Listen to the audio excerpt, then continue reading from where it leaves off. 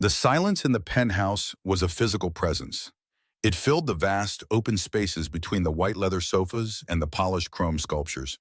It clung to the floor-to-ceiling windows that presented Central Park not as a living, breathing space, but as a silent, moving masterpiece behind glass. Eleanor Vance stood before one of these windows, her reflection a pale ghost against the darkening emerald of the park below. The city was beginning to light up, a million tiny pregnancies of life and connection that felt a universe away from this sterile gallery in the sky. She traced a line on the cold glass with her fingertip. 2 years. 2 years she had lived in this silence, waiting. In the beginning, she had told herself it was tranquility, a respite from the noise of the world. But now she knew it for what it was. It was the sound of emptiness, the sound of a life lived on hold. The air itself was filtered, carrying no scent of the city, no hint of rain or exhaust or street food. It was pure, clean, and utterly lifeless, just like the museum-quality art on the walls that Julian had chosen for its investment potential, not for the joy it might bring. Her fingers tightened into a fist at her side. She had been so hopeful once.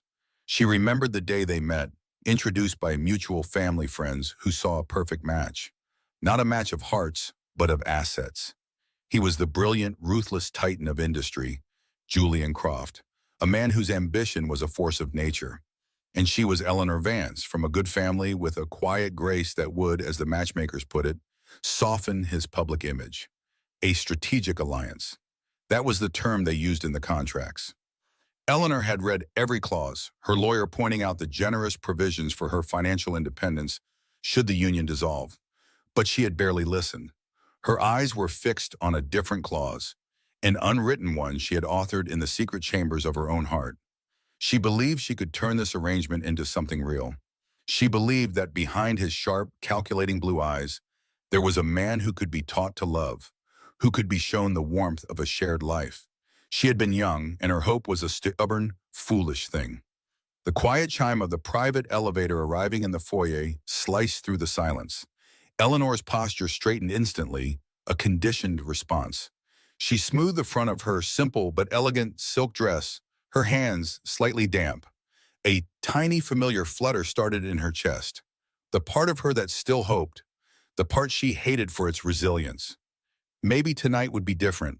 Maybe he would come in and see her. Truly see her, not just the elegant fixture who ran his home with quiet efficiency.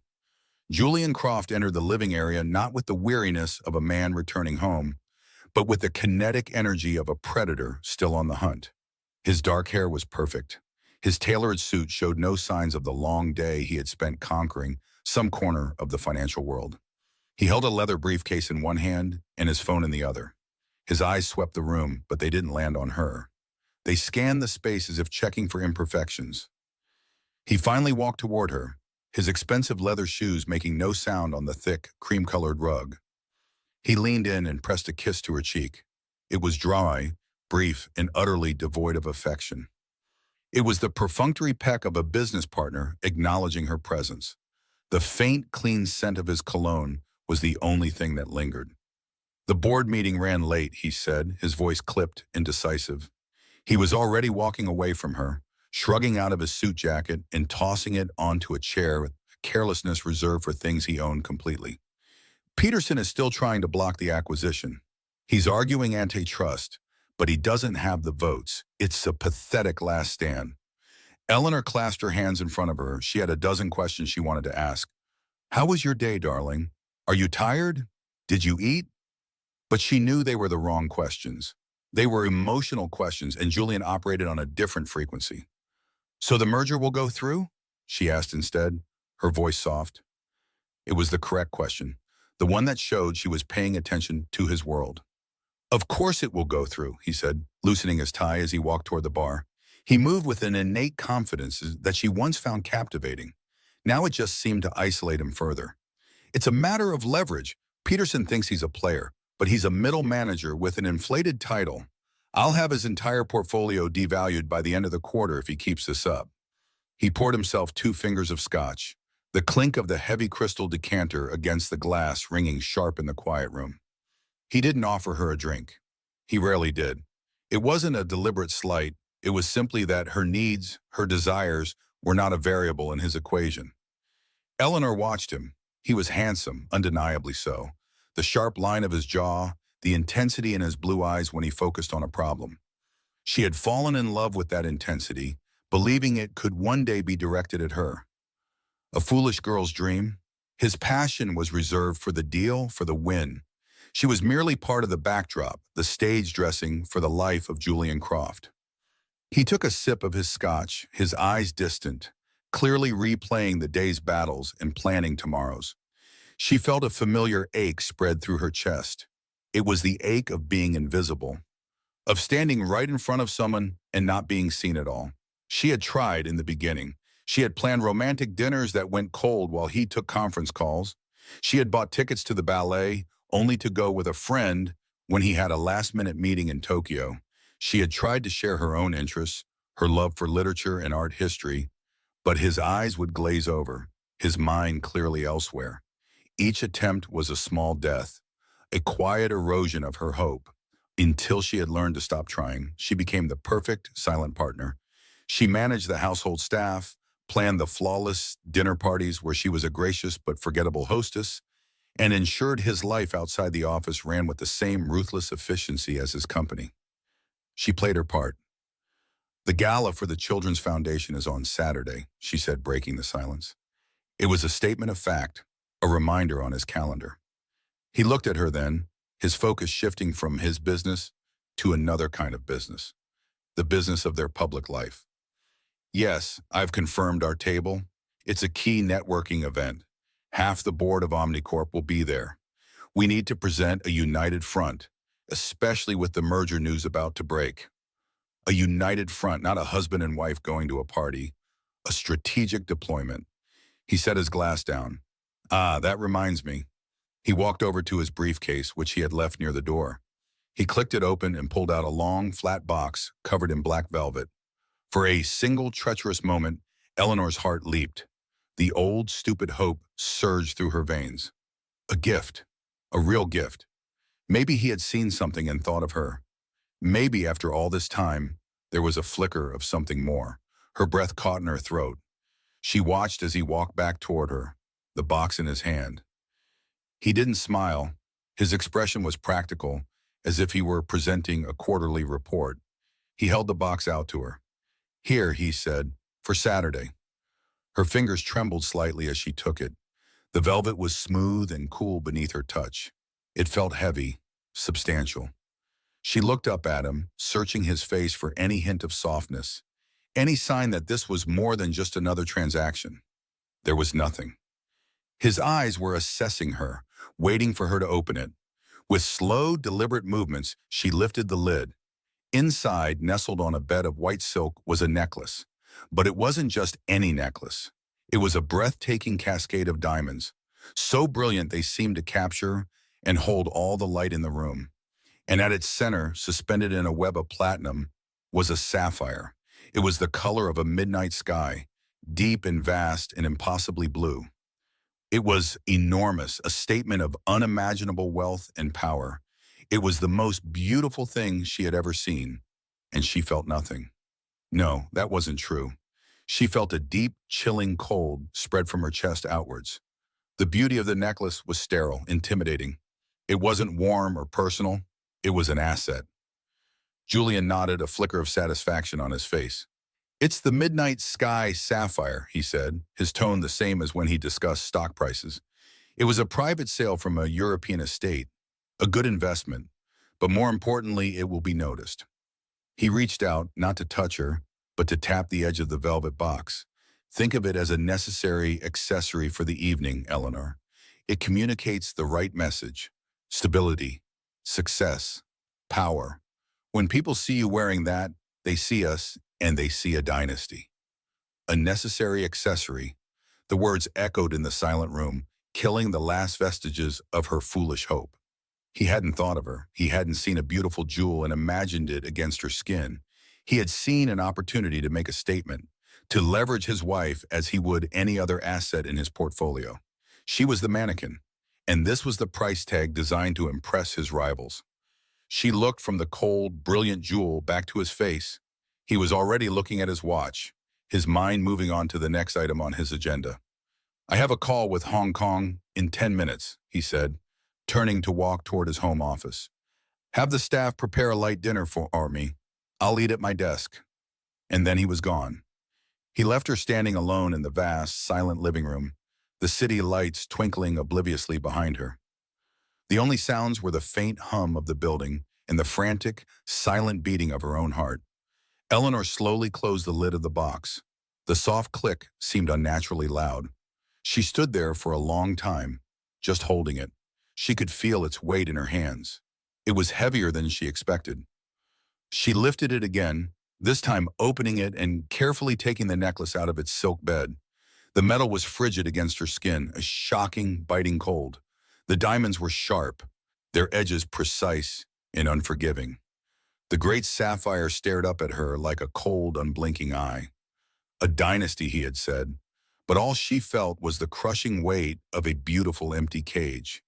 This wasn't a gift of love, it was her salary.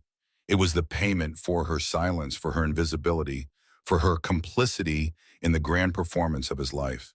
Tears welled in her eyes, hot and sharp, but she refused to let them fall. Crying was an emotional expense she could no longer afford. It changed nothing. It only made the silence feel deeper. She held the cold, heavy necklace in her hands, its weight a perfect mirror for the weight that had been settling on her soul for 2 long years. The weight of every unspoken word, every ignored gesture, every lonely night spent waiting. The weight of her lonely marriage finally felt too heavy to bear. The velvet box sat open on the glass surface of her vanity. Inside, the midnight sky sapphire lay on its bed of white silk, drinking the light from the globes that framed her mirror. It did not sparkle with warmth. It absorbed the brightness and gave back a cold, profound depth, like a sliver of a winter night captured just for her. Eleanor stared at its reflection, then at her own. Her face was a blank canvas, pale and waiting. The woman in the mirror had her features, her ash-blonde hair pulled back from her temples, her wide gray eyes. But the soul behind them was hidden so deep, she sometimes wondered if it was still there. She picked up a soft, dense brush, its bristles whispering against her skin as she began the ritual. This was not about beauty, it was about construction. Each night before an event like this was the same. She was an architect of an illusion, a painter of a life that did not exist. First came the foundation, a cool liquid veil that erased the faint bluish shadows of sleeplessness from under her eyes. It smoothed over the subtle lines of tension around her mouth. It created a flawless, even surface, an unblemished lie. She worked with a slow, deliberate precision that felt ancient, a skill passed down not from a mother, but from the unwritten rulebook of women like her.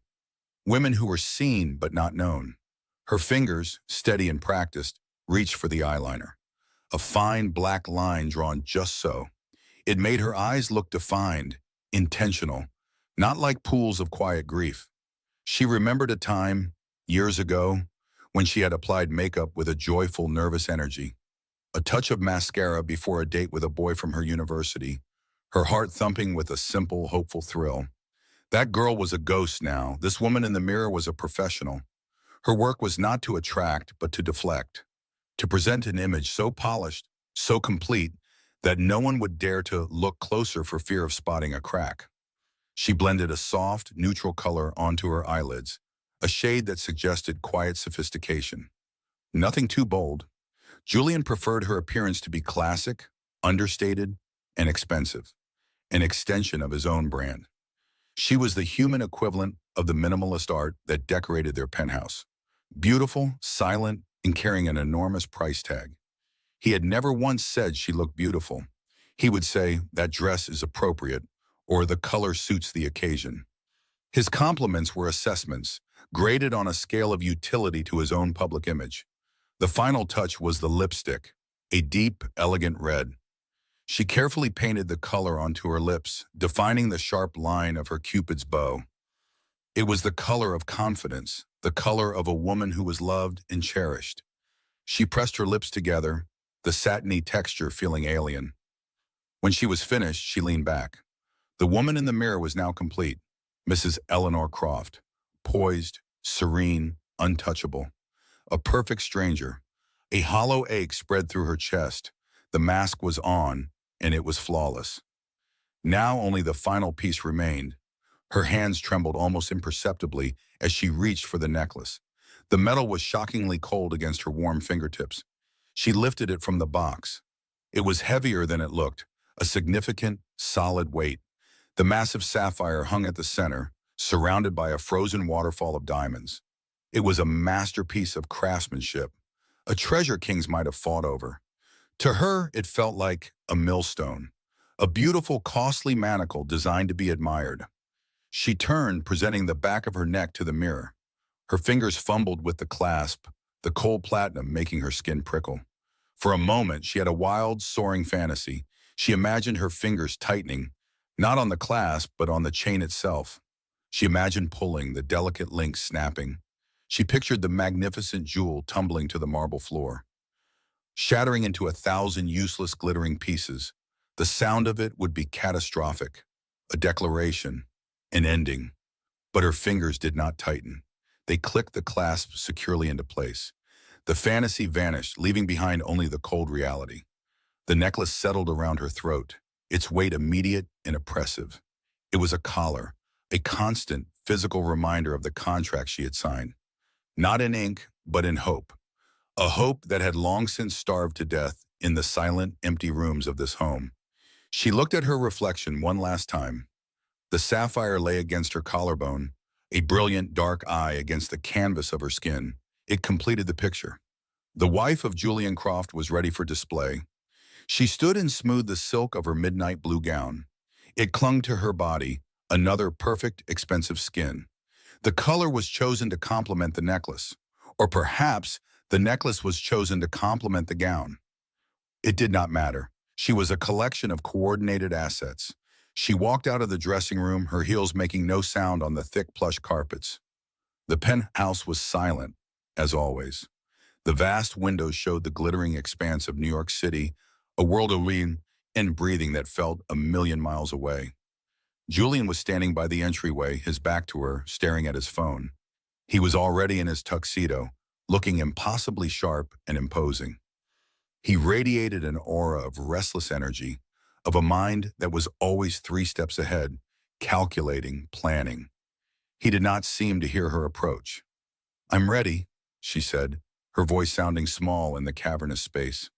He turned, his piercing blue eyes sweeping over her in a quick, evaluative glance. It was the same look he gave a stock market ticker or a quarterly report.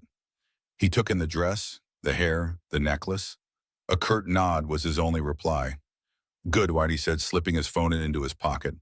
"The car is waiting. We cannot be late."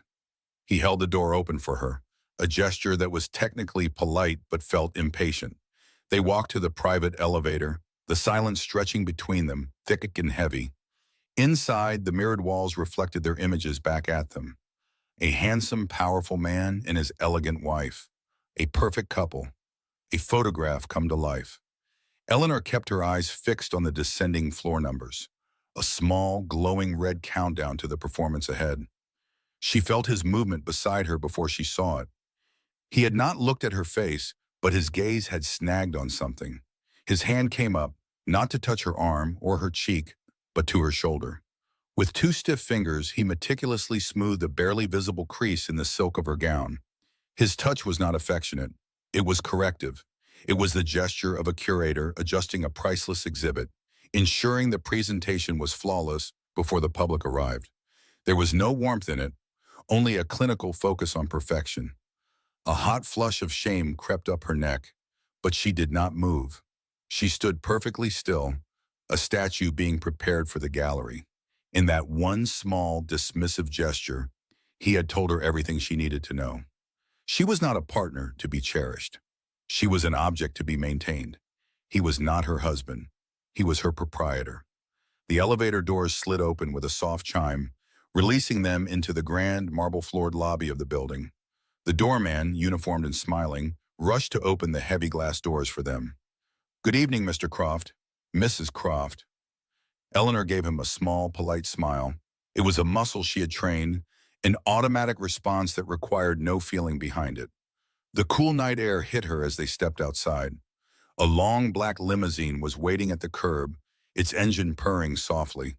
The driver held the door open, and Julian gestured for her to get in first. The interior of the car was dark and smelled of clean leather.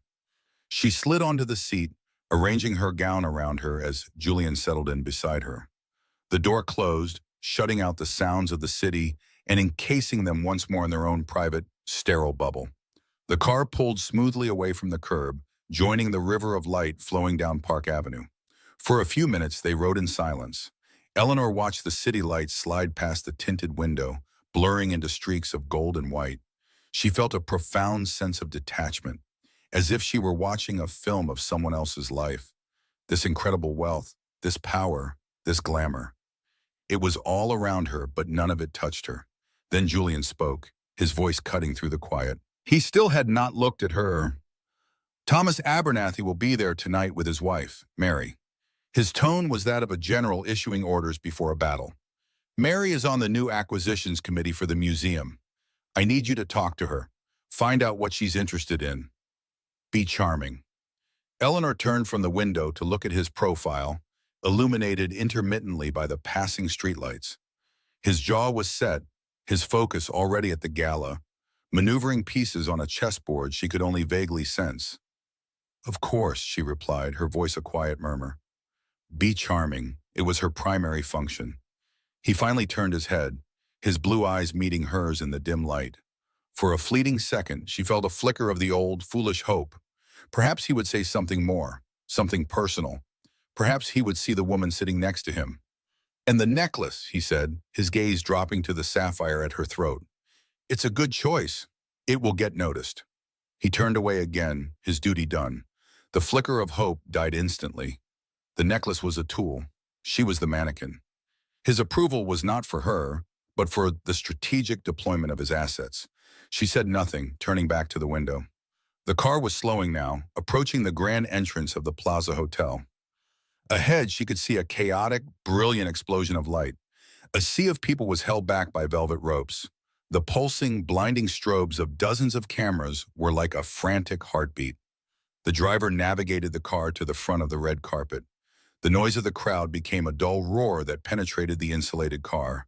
Shouted names, the clicking of cameras, the low hum of excitement. Eleanor felt her own heart begin to beat a little faster, a nervous rhythm of dread, not anticipation. This was the stage. The car stopped. A valet opened Julian's door. He slid out with practiced ease, a confident smile already fixed on his face as he waved to the crowd. He was in his element. He thrived on this attention, this public display of power. Then he turned and the valet opened her door.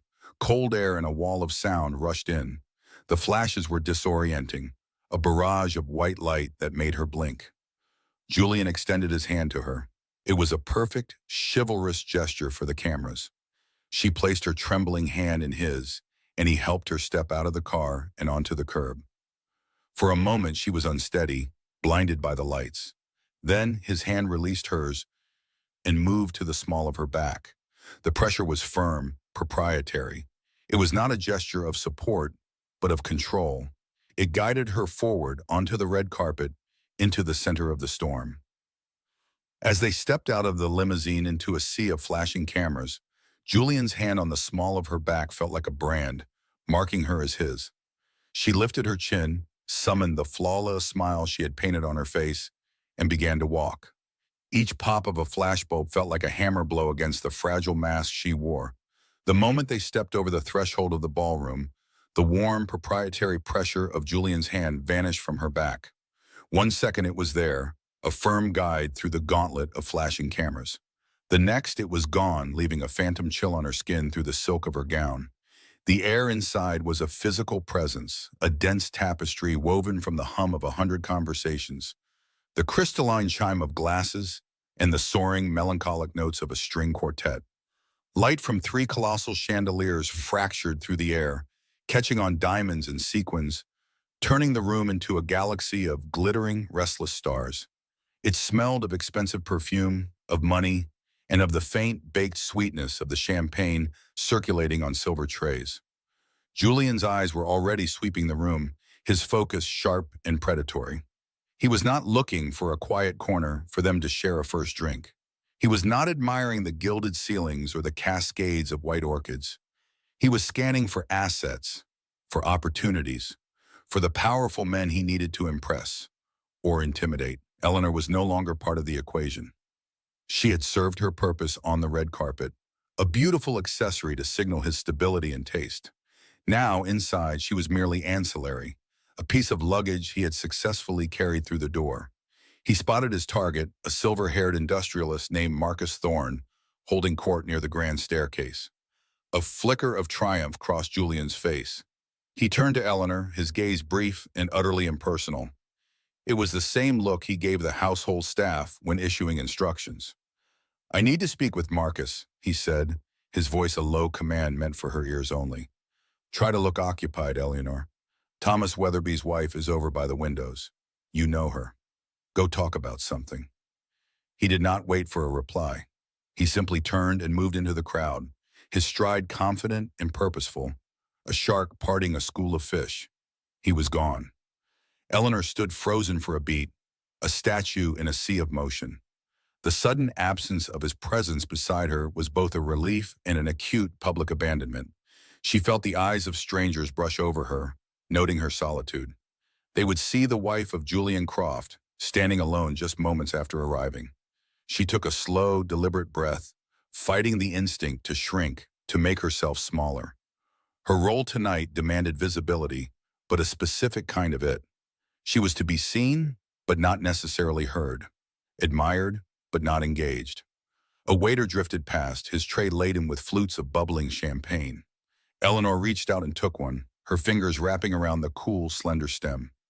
The glass felt fragile in her hand, a delicate thing she could easily shatter with the tension coiling in her muscles. She brought it to her lips and took a small, measured sip. The bubbles stung her tongue. The liquid was cold and crisp, a sharp contrast to the heat rising in her chest. The champagne flute became her shield, her prop. It gave her hands something to do, a reason to exist in this space without a partner. She found a spot near a towering marble pillar, its cool surface a stark white against the room's golden glow. From here, she had a clear view of the ballroom floor. She watched the intricate social dance unfold. Women in vibrant jewel tones laughed with their heads tilted back, their carefully curated joy on full display. Men in dark, tailored tuxedos clustered in tight circles, their voices a low rumble of business and boasts. Everyone was performing. Everyone had a part to play, but they all seemed to have scripts they believed in.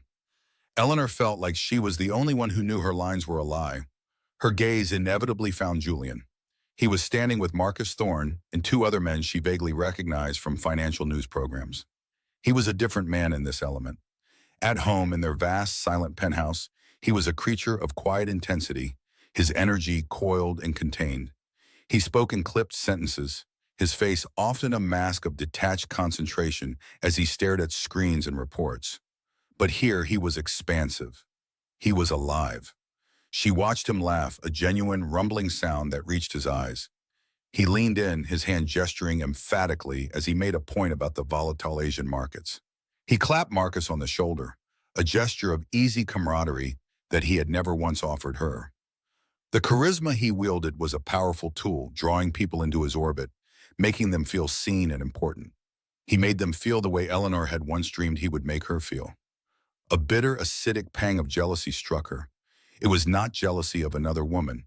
It was jealousy of these men, these strangers who were being given the best version of her husband, a version she was not worthy of. She took another sip of champagne, the taste now sour in her mouth. She had seen this performance before, at other galas, other dinners, but tonight it felt different. The weight of the midnight sky sapphire on her chest was a constant, cold reminder of her transactional value. It was not a gift of love, it was her salary, and her job was to stand here alone and be a beautiful, silent testament to Julian's success. The wife of a great man, content in his shadow. For nearly 30 minutes she remained by her pillar, a silent observer. She saw Thomas Weatherby's wife, a woman named Catherine, laughing in a group across the room. The thought of navigating that sea of faces, of making polite, empty conversation about summer plans and charity committees was exhausting. It was easier to stand here, invisible in plain sight, but the longer she stood still, the more conspicuous her solitude became. She could feel the occasional curious glance, the subtle shift of eyes in her direction. She was a curiosity, the solitary wife. A fresh wave of resolve, cold and sharp, cut through her lethargy. She would not be a pathetic figure huddled in the corner. She was Eleanor Vance. Before she was Eleanor Croft, she had a mind. She had opinions. She had graduated with honors. She read voraciously, not just the society pages, but financial journals and global news. She often knew more about the underpinnings of Julian's world than he gave her credit for. She would not allow him to render her a mere ornament. Straightening her spine, she placed her half-empty champagne flute on the tray of a passing waiter. Her hands were now free, and she clasped them loosely in front of her, a pose of calm intention. She set a course through the glittering crowd, her destination the small, powerful circle dominated by her husband. Each step was a conscious act of will. The rustle of her dress seemed impossibly loud. The faces that turned towards her as she passed seemed to hold a questioning pity. She ignored them, her eyes fixed on the back of Julian's head. As she drew closer, the fragments of their conversation became clear. Julian was discussing a recent renewable energy project, a massive solar farm his company was funding in the Arizona desert. He spoke with passion and authority, detailing the projected output and the complex logistics of the build. Marcus Thorne was listening with rapt attention, nodding slowly. Eleanor saw an opening. Just last week, she had read an in-depth article about the challenges of energy storage for large-scale solar projects, specifically the limitations of current battery technology. It was a critical piece of the puzzle, one that investors often overlooked in their excitement about generation capacity. She waited for a fractional pause, a moment when one man finished a thought and another prepared to begin. She stepped forward slightly, entering the periphery of the circle. "The storage solution is the real challenge, isn't it?" she said, her voice clear and steady. She directed her comment toward Marcus Thorne, hoping to engage him directly. Even with the best panels, the intermittency problem remains without a breakthrough in battery efficiency. 4 pairs of eyes turned to her. For a split second, there was silence. She saw a flicker of surprise on Marcus Thorne's face, a hint of interest. She had his attention. She had proven she was more than just a pretty face in a sapphire necklace. A small, triumphant pulse beat in her throat. Then Julian moved.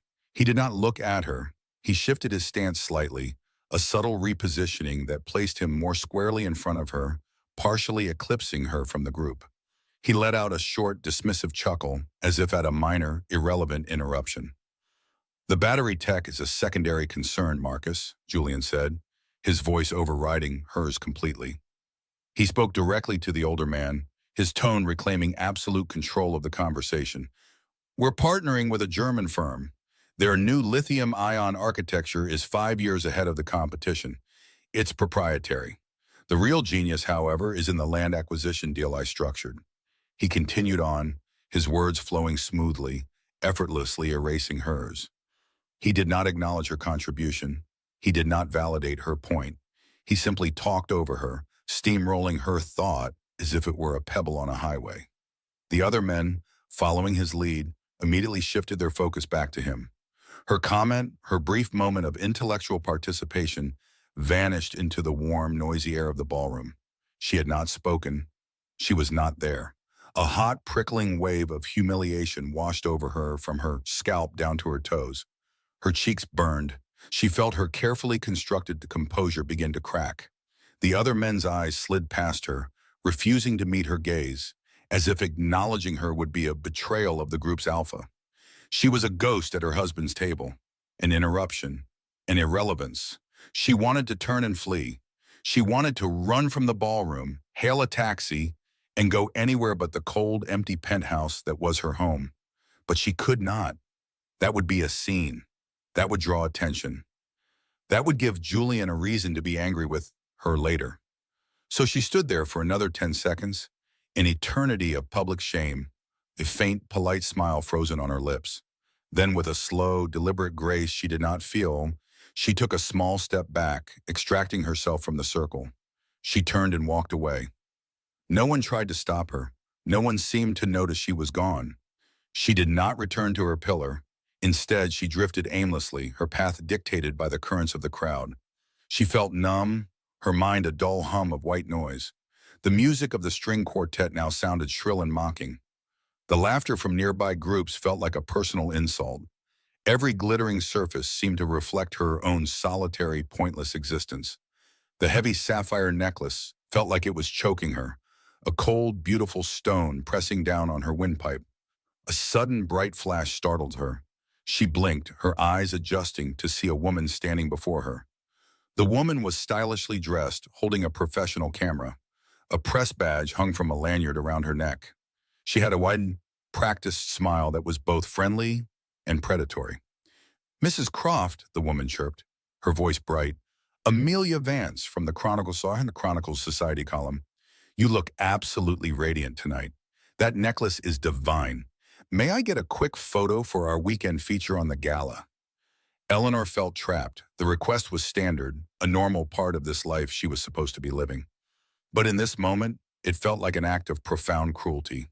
A photograph, a permanent record of her at her most isolated, her most humiliated. She wanted to scream. She wanted to tell this woman to leave her alone. But the years of training, the silent contract of her marriage, took over. Her own will was submerged beneath the crushing weight of expectation. She had a role to play, the serene, happy wife. She felt the muscles in her face pull into a familiar shape. She lifted her chin slightly. Her posture straightened. She forced a smile. It was a masterpiece of deception, a perfect curve of the lips that conveyed warmth and contentment. But it did not reach her eyes. Her eyes, she knew, were hollow, reflecting the dazzling lights of the ballroom, but holding none of their warmth. They were the eyes of a beautiful, empty doll. The camera flashed again, the click of the shutter loud and final in the small space between them. It captured the lie perfectly. The image of Eleanor Croft, alone, adorned, and smiling a smile that was nothing more than a beautiful, heartbreaking disguise. The camera flash left a ghost of light dancing behind her eyelids. For a moment, the entire opulent ballroom was bleached white, a silent, frozen tableau of wealth and power.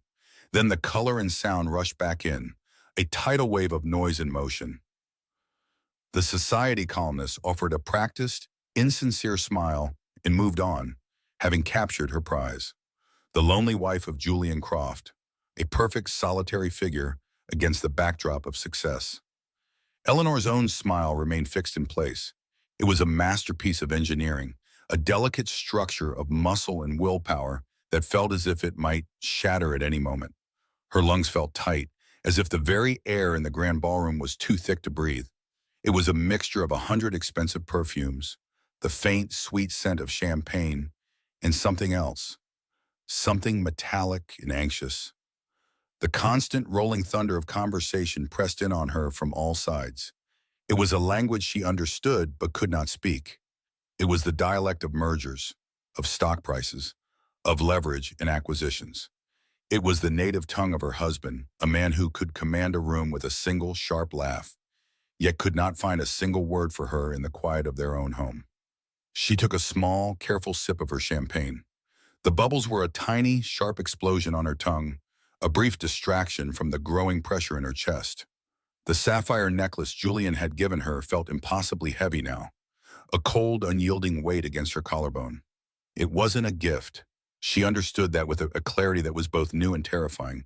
It was a uniform. It was the price of admission, the badge that identified her as belonging to him, a beautiful, silent asset. Her gaze drifted across the room, finding him easily. Julian was the center of his own gravitational field, pulling people into his orbit.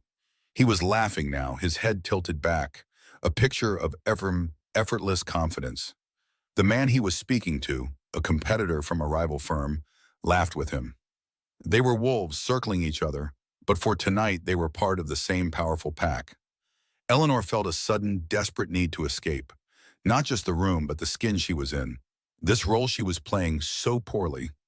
The smile on her face was a lie. The poise in her posture was a performance. The elegant gown felt like a costume for a play where she had forgotten all her lines. She needed a moment of silence, a single solitary breath where she did not have to pretend. Turning with a grace she did not feel, she began to move toward the far side of the ballroom, seeking an exit, any exit. Her movement was a slow, difficult navigation through a dense forest of people. She was a ghost gliding through their world. Men in sharp tuxedos and women in shimmering gowns parted before her, their eyes flicking to the famous sapphire at her throat before dismissing her. She was a known quantity, a beautiful accessory to a powerful man. She offered small, vague smiles to faces she half recognized, her lips moving without sound. A hand brushed her arm and a woman with diamonds dripping from her ears leaned in. "Eleanor, darling, you look divine," the woman shouted over the din. Eleanor just nodded, the effort of forming a reply feeling monumental. The woman was already turning away, her attention captured by a new arrival. The journey felt like miles. With every step, the feeling of being invisible grew stronger. It was a strange paradox to be so looked at, yet so unseen. They saw the dress, the jewels, the wife of Julian Croft. They did not see the woman drowning inside. She passed a knot of men discussing a new tech venture, their voices sharp with excitement. She skirted a circle of women comparing summer plans for the Hamptons. Their laughter was light and brittle, like the clinking of their glasses. Eleanor felt 1,000 years old, an artifact from another time who did not understand the customs of this land. Finally, she saw it, a set of tall, glass-paned doors at the very back of the hall, partially obscured by a cascade of white orchids. They seemed to lead to an outdoor space, a terrace, a promise of cool air and quiet. Hope, small and fragile, fluttered in her chest. She quickened her pace, her silk gown whispering against the floor. The noise of the party began to recede as she moved down a short, marble-floored corridor. The air grew cooler. The oppressive heat of the crowd was lifting. She reached the doors and pushed one open, stepping out into the relative bliss of the night. The terrace was empty. It was a small, stone-paved sanctuary overlooking the glittering expanse of the city. Below, the lights of cars traced golden ribbons along the streets. The distant, muted sound of sirens was a lullaby compared to the roar of the party inside. A gentle breeze stirred the air, cool and clean against her heated skin. It felt like coming up for air after being held underwater for too long. She walked to the ornate iron railing, her fingers gripping the cold metal. She closed her eyes, taking a deep, shuddering breath. The air filled her lungs, real and life-giving. For a single precious moment, she was not Julian Croft's wife. She was just Eleanor, a woman standing on a terrace, feeling the wind on her face. She stayed there for several minutes, letting the quiet wash over her. The tension in her shoulders began to ease. The knot in her stomach slowly unfurled. She could feel the steady beat of her own heart again, a rhythm separate from the frantic energy of the gala. The city lights blurred into a soft, beautiful mosaic. This was peace. This was all she had wanted. A small pocket of reality in an evening built on illusion. She opened her eyes, feeling more human than she had all night. It was then that she heard it, a sound that shattered the fragile calm. Laughter. It was Julian's laugh, not the controlled, public laugh she had seen him use inside. This was different, deeper, more genuine, and shockingly close. Her head snapped toward the source of the sound. It came from just around the corner of the terrace, a small alcove hidden from her view by a row of large, potted palm trees. He was out here too. Her first instinct was to retreat, to slip back into the party before he saw her. She did not want him to find her here, to spoil this one moment of solitude with a sharp question or a dismissive glance. She took a half step back toward the door, her hand reaching for the cool brass handle. But another voice stopped her. It was the man she had seen him with earlier, his business rival. His tone was slick, with a mixture of admiration and envy. "I have to hand it to you, Croft," the man said, his voice carrying clearly in the still night air. Eleanor's hand froze on the doorknob. She found herself pulling back, not into the ballroom, but deeper into the shadows of the terrace, near the thick foliage of the palms that separated them. She did not know why she was hiding. It was a primal, instinctive reaction. She felt like an intruder, eavesdropping on a conversation she was not meant to hear. "She is magnificent," the man continued. Eleanor could hear the clink of ice in a glass. She imagined him making a grand, sweeping gesture. Truly, you've outdone yourself. There was a small pause. Eleanor held her breath, her heart beginning to pound a hard, painful rhythm against her ribs. The peace she had found only moments before was gone, replaced by a cold, creeping dread. She knew with a certainty that chilled her to the bone that they were talking about her. The rival's voice lowered slightly, becoming more conspiratorial. He was leaning in. Your wife, he clarified, as if there could be any doubt. She's a work of art. The words hung in the air between them, sharp and clear. A work of art, something to be admired for its beauty, its perfection, its value. Something curated and acquired, something silent, to be hung on a wall or placed on a pedestal. It was meant as the highest compliment, but to Eleanor, hidden in the darkness, it felt like a sentence. It confirmed every fear she had ever had about her place in Julian's world. She was not a partner. She was a possession. The silence that followed stretched for an eternity. Eleanor stood perfectly still, hidden by the broad, dark green leaves of a potted palm. The cool night air suddenly felt frigid. A shiver traced its way down her spine, a cold premonition. She could hear the faint music from the ballroom, the distant pulse of the string quartet. It sounded like the soundtrack to a tragedy. She waited. Every part of her was screaming to run, to flee back into the noise and anonymity of the crowd. But she couldn't move. She was paralyzed, rooted to the spot by a terrible, desperate need to hear what came next.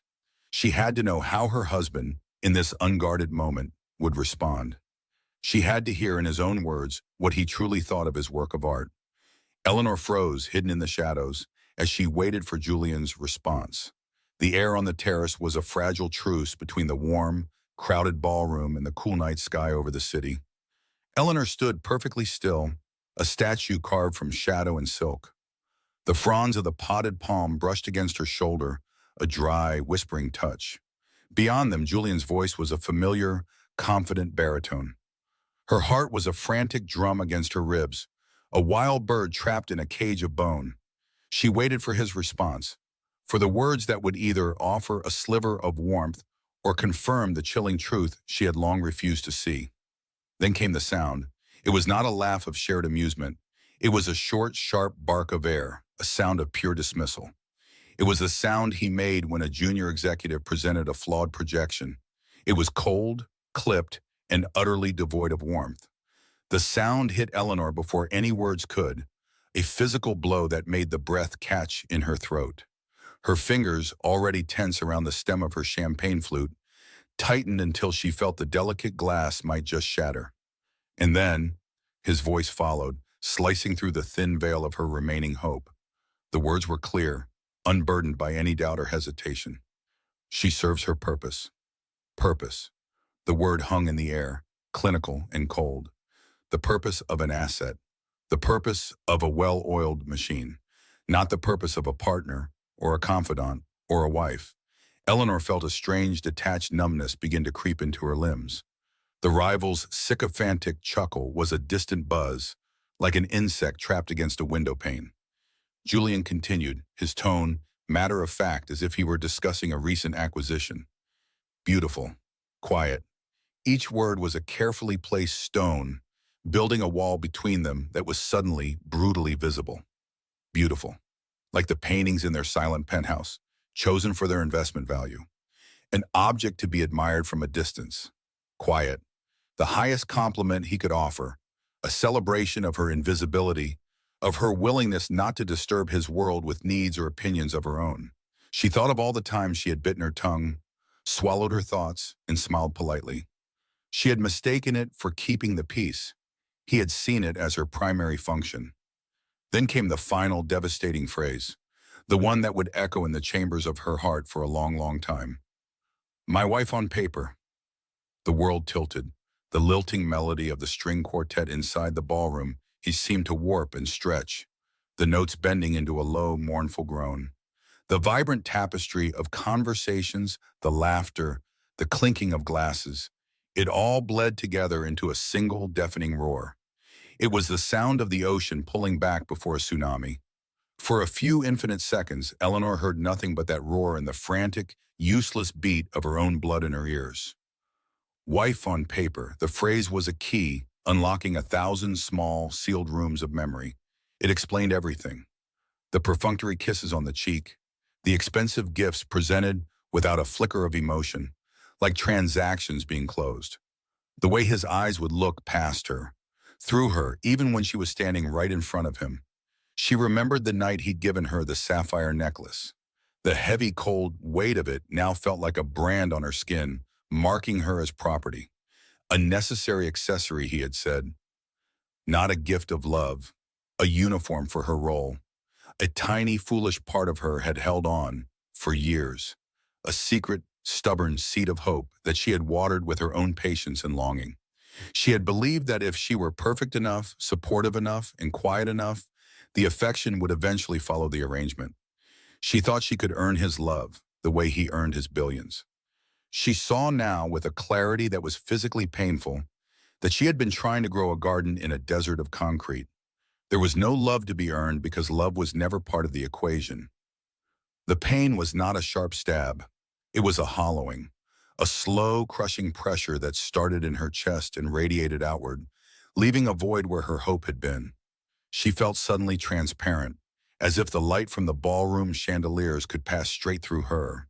She was a ghost at her own husband's party, a signature on a dotted line, a beautiful, quiet placeholder. Her breath came back to her in a shaky, silent gasp. The cool air filled her lungs, feeling sharp and foreign. She could smell the damp earth of the potted palm beside her, the cloying sweetness of jasmine from a nearby trellis, the distant, metallic scent of city rain on the wind. Her senses were returning, but the world they perceived was altered. The colors seemed less vibrant, the sounds harsher. The magic of the evening had been stripped away, revealing the cold, transactional machinery beneath. She looked down at the champagne in her glass. The tiny bubbles rising to the surface seemed like a mockery of celebration. What had she been celebrating? Her own successful performance as a decorative object? Her role in burnishing the public image of a man who saw her as a line item in the ledger of his life? A new feeling began to stir in the desolate space inside her. It was cold and hard, nothing like the soft, aching sadness of before. It was the slow, chilling crystallization of pain into something else. It was anger, a quiet, deep, and immaculately controlled rage. It was the anger of being dismissed, the anger of being used, the anger of having her deepest, most private hopes held up to the light and casually swatted away like a fly. Julian thought she was quiet. He thought she was merely beautiful. He had never once bothered to look deeper. He had never seen the mind that observed his every move, the intelligence that understood the complexities of his business deals even when he spoke over her. He had never seen the strength she possessed, the strength it took to live day in and day out in a gilded cage, starving for a single crumb of genuine warmth. He had mistaken her patience for passivity, her silence for simplicity. It was the single greatest miscalculation of his otherwise flawless career. Her spine straightened. The movement was small, almost imperceptible, but for Eleanor, it felt like the shifting of tectonic plates. The mask of the graceful, serene Mrs. Croft, a mask she had worn for so long she sometimes forgot it was there, settled back into place. But this time it was different. It was no longer a plea for acceptance. It was armor. She brought the champagne flute to her lips, not to drink, but as a prop, a shield. Her hand was perfectly steady. The trembling from moments before was gone, banished by the icy certainty that now filled her. She would not cry, not here, not ever again for him. Tears were for a loss you mourned. This was not a loss. It was an amputation. Painful, bloody, but necessary for survival. What he had killed tonight was not their marriage, because their marriage had never been alive. He had killed the hopeful, naive girl who believed it could be. In her place, a woman was being born, a woman made of ice and resolve, with a composure that would have made Julian proud, had he been there to witness it. She took a small, silent step back, away from the shadows of the palm tree. She turned, her movements fluid and deliberate, the shimmering fabric of her gown whispering around her ankles. She would not run. She would not hide. She would not give him the satisfaction of knowing he had broken her. because he hadn't. He had merely shattered the illusion. And in the wreckage, she was finally seeing the path forward. She set the untouched champagne flute down on a passing waiter's tray. Her hand did not shake. She gave the waiter a small, automatic smile that did not touch her eyes. The roar in her ears had subsided, replaced by the normal sounds of the gala. The music, the chatter, the laughter. It all sounded hollow, a soundtrack to a play in which she was no longer a willing participant. She looked across the glittering expanse of the ballroom toward the knot of powerful men where her husband stood. He was the center of his own universe, radiating confidence and control. He had no idea that a world away, just a few feet behind a decorative plant, his entire life had been irrevocably altered. He had no idea that the quiet, beautiful object he owned had just declared a silent, secret war. Eleanor took a deep breath, straightened her shoulders, and began to walk. She moved with purpose, gliding back into the brilliant, blinding light of the crowd. Her face was a perfect, unreadable mask of serene elegance, a masterpiece of composure. Behind it, her heart was a ruin, and in that ruin, a plan was beginning to take root. The car ride back to the penthouse was a journey through a vacuum. Outside, New York City glittered, a relentless display of life and motion. Inside the hushed interior of the limousine, there was only a profound and suffocating stillness. The air was thick with things unsaid, with a truth that had finally been spoken aloud. Eleanor sat pressed against the door, the cool leather a stark contrast to the fire raging beneath her skin. She stared out the window, but she didn't see the blur of streetlights or the towering silhouettes of buildings. She saw only the shadow of a potted palm. She heard only the echo of Julian's laugh, a sound she so rarely heard directed at her. It was a casual, dismissive sound that had cleaved her world in two. Wife on paper. The words circled in her mind, no longer a sharp sting, but a dull, persistent ache. They were not spoken in anger or during a fight. They were stated as a simple fact to another man, an assessment of an asset. Beautiful, quiet, a work of art. My wife on paper. Each word was a perfectly polished stone, smooth and cold and heavy. She had spent years trying to breathe life into the pages of their contract, hoping to turn the black and white print into something with color and warmth. She had believed, with a foolish and stubborn hope, that her love could be a kind of alchemy, that it could transform their arrangement into a real marriage. Now she knew. She had not been turning lead into gold. She had been polishing a stone, thinking one day it would grow a heart. Julian sat on the opposite side of the spacious seat. He was scrolling through his phone, his face illuminated by its cold blue light. His thumb moved with quick, decisive strokes across the screen. He was already capitalizing on the evening's success, following up on connections, solidifying deals. The gala had not been a social event for him. It was a boardroom without walls, and he had conquered it. He hadn't spoken a single word to her since they left the hotel. He had simply guided her to the car with that same proprietary hand on her back, his mind already miles away, calculating profits and leveraging power. He didn't notice her silence. He didn't see the rigid set of her shoulders or the way her hands were clenched into fists in her lap. To him, the performance was over.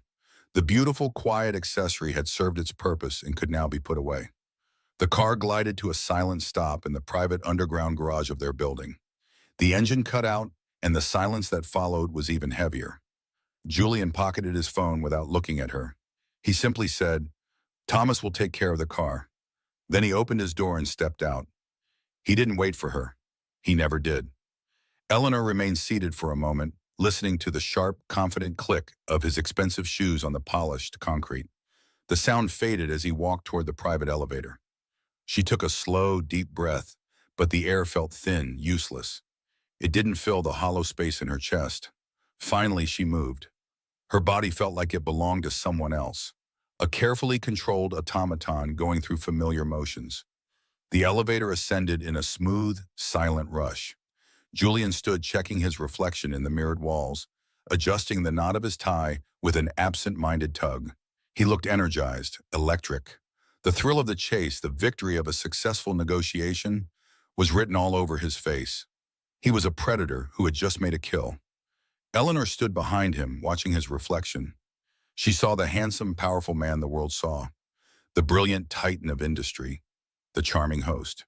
But she also saw the stranger she lived with, the man who could stand beside her for an entire night and then summarize her existence in 4 careless words. He met her eyes briefly in the mirror, his expression unreadable, and then looked away. It was a glance of dismissal, as if he were checking to make sure a piece of luggage was still with him. The elevator doors opened directly into the penthouse foyer. The space was vast and immaculate, a gallery of modern art and minimalist furniture under stark gallery lighting. It was breathtakingly expensive and utterly soulless. Julian tossed his keys onto a glass console table.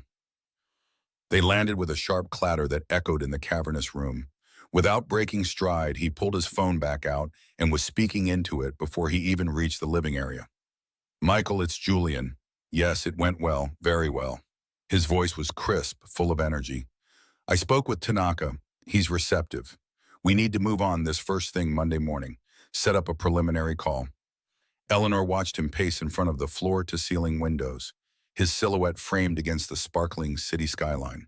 He was in his element, a king surveying his kingdom. The gala, the people, even her, they were all just pieces on his board. And he had played his pieces perfectly tonight. She felt a profound sense of detachment, as if she were watching a scene in a movie. The woman standing in the cold foyer, dressed in a gown that cost more than most people's cars, was not her. Her life was not her own. It was a role she had been playing, and she had just forgotten her lines because the director had told everyone she wasn't a real character. She was just part of the set design.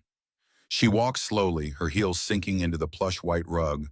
The sound of her own movement was swallowed by the sheer size of the room. Julian's voice was a low, commanding murmur from the other side of the living area. He had his back to her, completely absorbed in his call. He was already planning the next conquest, the next merger, the next victory. The night's triumph had fueled him, while it had completely drained her. She passed by the living area, through the dining room with its long, empty table that could seat 20, and into the corridor that led to the master suite.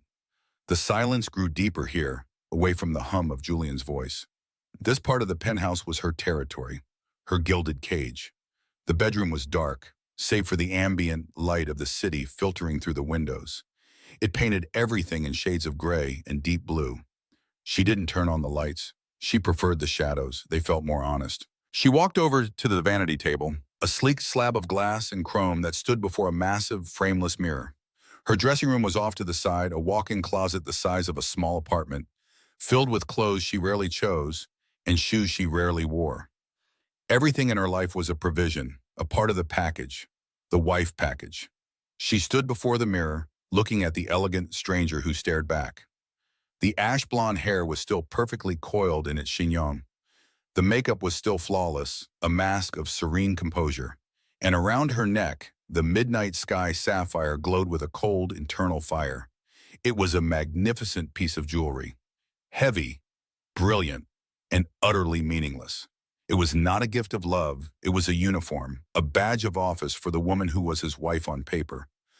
The weight of it felt unbearable now. It was not just the physical weight of the platinum and the stones, it was the weight of every ignored gesture, every lonely dinner, every unspoken hope she had poured into their marriage.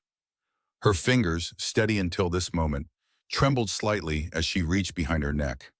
The clasp was small and intricate, designed to be difficult. It was designed to require assistance.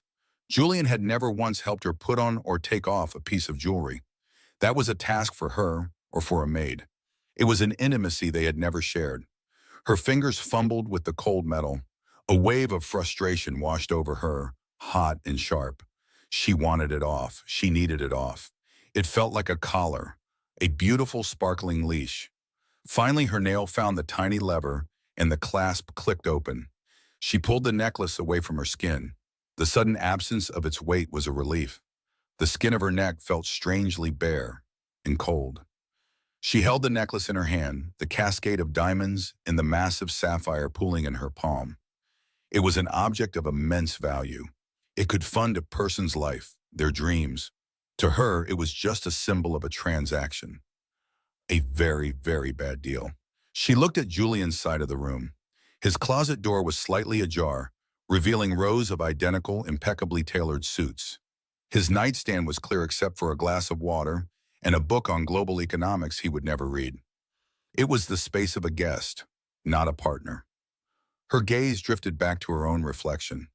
The woman in the mirror looked tired.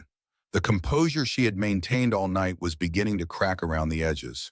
The hurt in her eyes was no longer hidden. It was raw, exposed. And beneath the hurt, something else was stirring. A cold, hard anger. It was an unfamiliar feeling.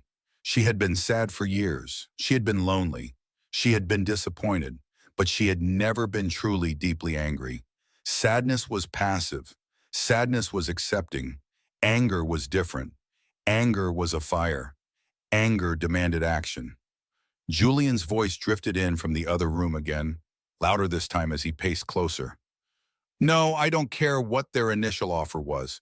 We have the leverage now. Push them. I want it finalized by the end of the week. Leverage. The word hung in the air. Everything was about leverage, about power, about winning.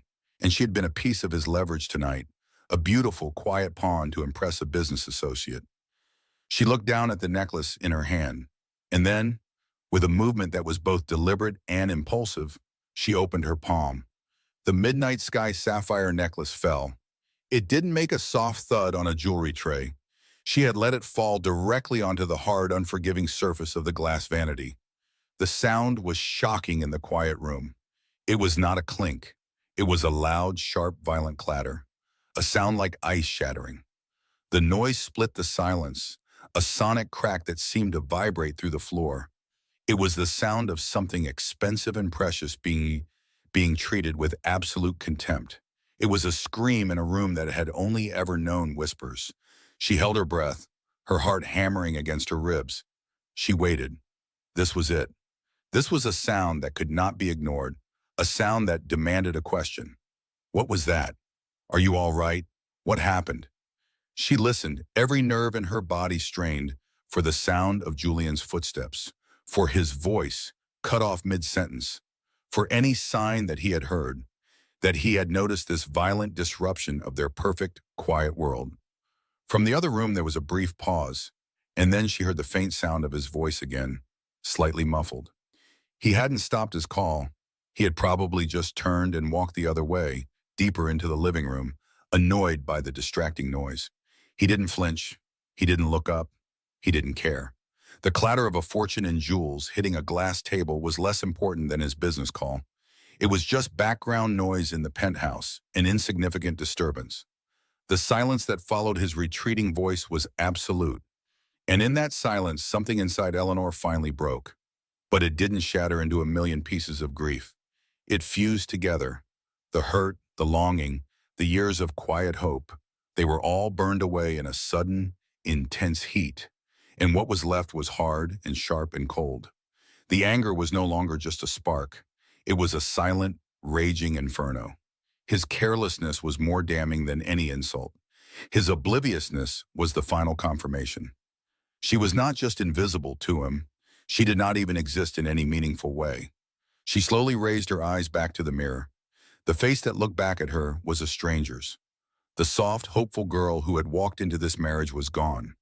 The woman who had patiently waited for love was a ghost. In her place was someone else. Someone with eyes that held no illusions. Someone whose mouth was set in a firm, straight line. The mask of the perfect wife had not just been taken off. It had been melted away. This new face was her own, and it was terrifying. And it was free. A single tear escaped her eye. It was not a tear of sadness or self-pity. It was hot, and it was furious. It traced a slow, deliberate path down her cheek. A river of molten rage cutting through the perfect foundation of her makeup. It was a declaration, a promise. The wife on paper was about to write her own story, and he would not be a character in it. She watched the tear fall from her chin, a tiny dark spot on the pristine silk of her gown. It was the only blemish in the perfect picture. It was the beginning of the end.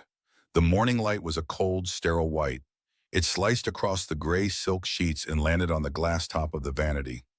The single furious tear from the night before was gone, evaporated without a trace. Eleanor felt its absence like a physical change in her own chemistry. The grief had not vanished. It had crystallized. It was no longer a hot, liquid pain flooding her system. It was now a shard of ice lodged deep in her chest, perfectly formed and brutally sharp. She woke up not with a gasp or a sob, but with a chilling, profound sense of clarity. She sat up slowly. The other side of the king-sized bed was immaculate, the pillows plumped and untouched. Julian had not come to their room last night. Perhaps he had slept in one of the guest suites. Perhaps he had gone back to his office. The thought arrived and departed with no emotional weight at all. It was simply a data point. Her husband's presence, or lack thereof, no longer defined the atmosphere of the room. The oppressive silence of the penthouse was no longer a sign of her loneliness. It was an asset. It was a space to think. Her feet made no sound on the polished marble floor as she walked from the bedroom. She passed the living area with its sprawling white sofas and museum-quality art that Julian had chosen. The pieces were meant to project power and taste, but to her they were just expensive, soulless objects filling an expensive, soulless void. For years she had tried to breathe life into this space, placing a book on a table or a cashmere throw over a chair, only to find them gone the next day, moved by the housekeeping staff who followed a strict manual of minimalist aesthetics. Julian's aesthetics. She had been living inside his brand, a carefully curated prop. In the kitchen, the espresso machine hissed to life with a push of a button. She ignored the milk frother. She let the machine pour a shot of black, bitter coffee into a simple ceramic mug. Not the delicate porcelain cups they used for guests, but a plain, heavy mug she had bought herself on a rare solo trip to a small downtown market. She had hidden it in the back of a cabinet. It was the only object in the entire kitchen that was truly hers. She took a sip. The heat and the bitterness were grounding, a welcome shock to her senses. Instead of sitting at the massive dining table that could seat 20, she took her coffee to a small, forgotten alcove by a window overlooking the city. From here, she could see the endless river of yellow cabs and the distant green expanse of Central Park. She sat in the single armchair tucked into the corner, a chair she had often retreated to when the emptiness of the main rooms became too much to bear. This had been her sanctuary of sadness. Now it felt like a command center. She reached for her personal tablet on the small side table. It was sleek and silver, a gift from Julian for her last birthday. "To help you manage your charities," he had said, without looking up from his own phone. He had no idea she used it mostly to read novels and take online art history courses, small acts of private rebellion. Her hands, which had trembled holding a champagne flute the night before, were now perfectly steady. Her face, illuminated by the cool blue light of the screen, was a mask of serene determination. She opened a private browsing window. Her fingers hesitated for only a second over the virtual keyboard before they began to type. The words appeared, stark and black against the white search bar. Top-rated divorce attorneys in New York. The query sat on the screen, a declaration of war whispered into the digital void. She pressed enter. The page loaded instantly. A list of names appeared, a roll call of the city's most formidable legal minds. Barlow, Finch and Associates, the Harrison Law Group, Sterling Law Partners. Their websites were filled with images of gavels, scales of justice, and grim-faced partners in power suits, standing in front of mahogany bookshelves. The language was sharp and aggressive. Unyielding representation, protecting high-net-worth individuals, decades of trial experience. For a moment, a wave of cold fear washed over her. This was Julian's world.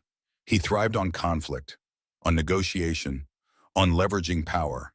These lawyers were his kin, cut from the same expensive cloth. She could almost hear his dismissive laugh, him with his army of corporate litigators against her. The thought was paralyzing. She was a wife on paper, a decorative object. What power did she really have? Her breath hitched. The shard of ice in her chest seemed to twist. No, that was the old way of thinking. That was the Eleanor who waited for a crumb of affection. That Eleanor had died last night on a hotel terrace, hidden behind a potted palm. This new Eleanor was not looking for a fair fight. She was looking for a weapon. She forced herself to keep scrolling, past the intimidating names and the stock photos of granite-jawed men. Her gaze drifted down the page, looking for something, anything that felt different. And then she saw it, a smaller firm, with a simpler, cleaner logo. Chen Legal. The name was unassuming, but it was the one beneath it that made her heart stop for a beat. Sarah Chen, partner. The name unlocked a door in her mind, a door to a room she had not entered in years. A memory bloomed, vivid and bright. A dusty university library, the smell of old paper and lukewarm coffee. She saw a much younger version of herself, overwhelmed by a stack of textbooks for a political science final. And across the table sat Sarah, her black hair in a sharp, no-nonsense bob, her dark eyes flashing with fierce intelligence. Sarah had been arguing with a classmate about constitutional law, her words quick and precise, dismantling his argument piece by piece with a confident, almost gleeful energy. Eleanor remembered turning to her later, feeling small and inadequate. "I don't know how you do that," she had whispered. "You're not afraid of anyone." Sarah had leaned back in her chair and given her a wry smile. "It's not about not being afraid, Ellie. It's about knowing they're just as afraid as you are, only they're better at pretending. Most of the world is just confident mediocrity. You just have to be the one who calls their bluff." Sarah had tapped Eleanor's textbook. "You're smarter than half the people in that room. You just don't believe it yet." The memory was so clear it was almost painful. Sarah had seen something in her that she had long since forgotten. She had seen Eleanor Vance, not a future socialite, not a potential wife for a powerful man, but a smart, capable person. And Julian had seen a beautiful, quiet accessory. With newfound resolve, Eleanor tapped the link. The Chen Legal website was modern and understated. It spoke of strategy and discretion, not brute force. She navigated to the Our Team page. There was Sarah's professional headshot. The sharp haircut was the same, but her face held a new maturity, a new weight of experience. The intelligent eyes, however, were unchanged. They still held that spark of defiant fire. Eleanor's eyes scanned the biography. Columbia Law, top 5% of her class. Editor of the Law Review. She had clerked for a federal judge before specializing in complex family law, with a focus on forensic accounting and concealed asset division. It was as if Sarah had spent the last decade unknowingly training for this exact moment, for this exact fight. It was perfect. It was terrifyingly perfect. She read the bio again, and then a third time. The words blurred. The cold clarity that had carried her through the morning was beginning to fracture. Beneath the ice, a terrified pulse was starting to beat, a frantic, fluttering rhythm in her chest. This was it. This was the first stone to be thrown. The first irreversible step.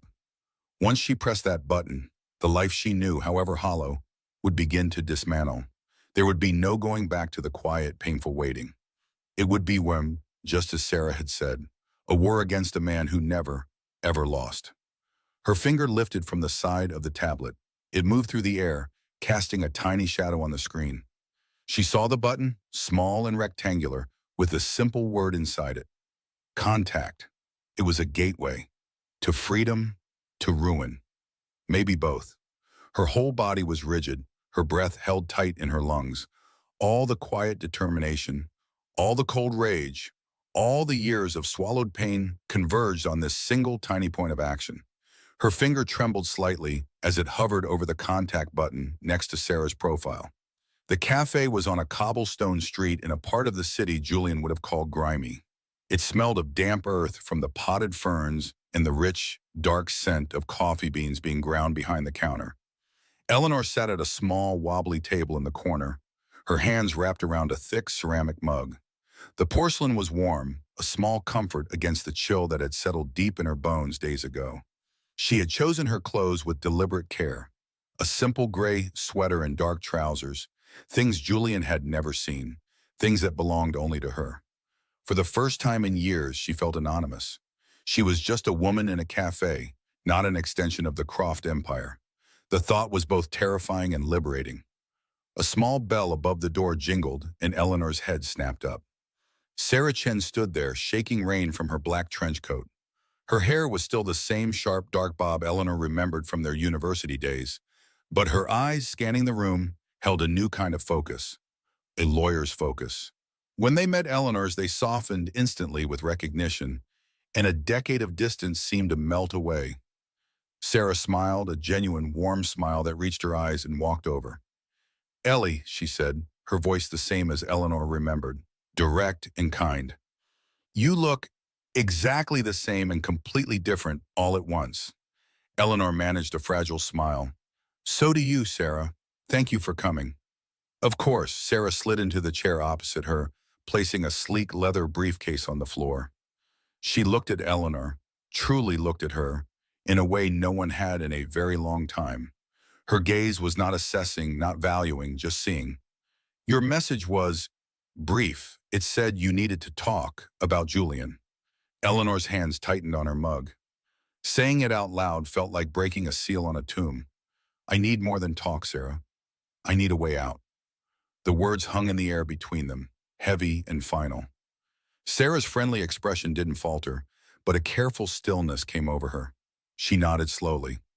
"Okay, start from the beginning. Tell me everything." And so Eleanor did. The story came out not in a rush, but in a slow, painful trickle, like blood from a wound that refused to clot. She spoke of the penthouse, a beautiful, sterile museum where she was the loneliest exhibit.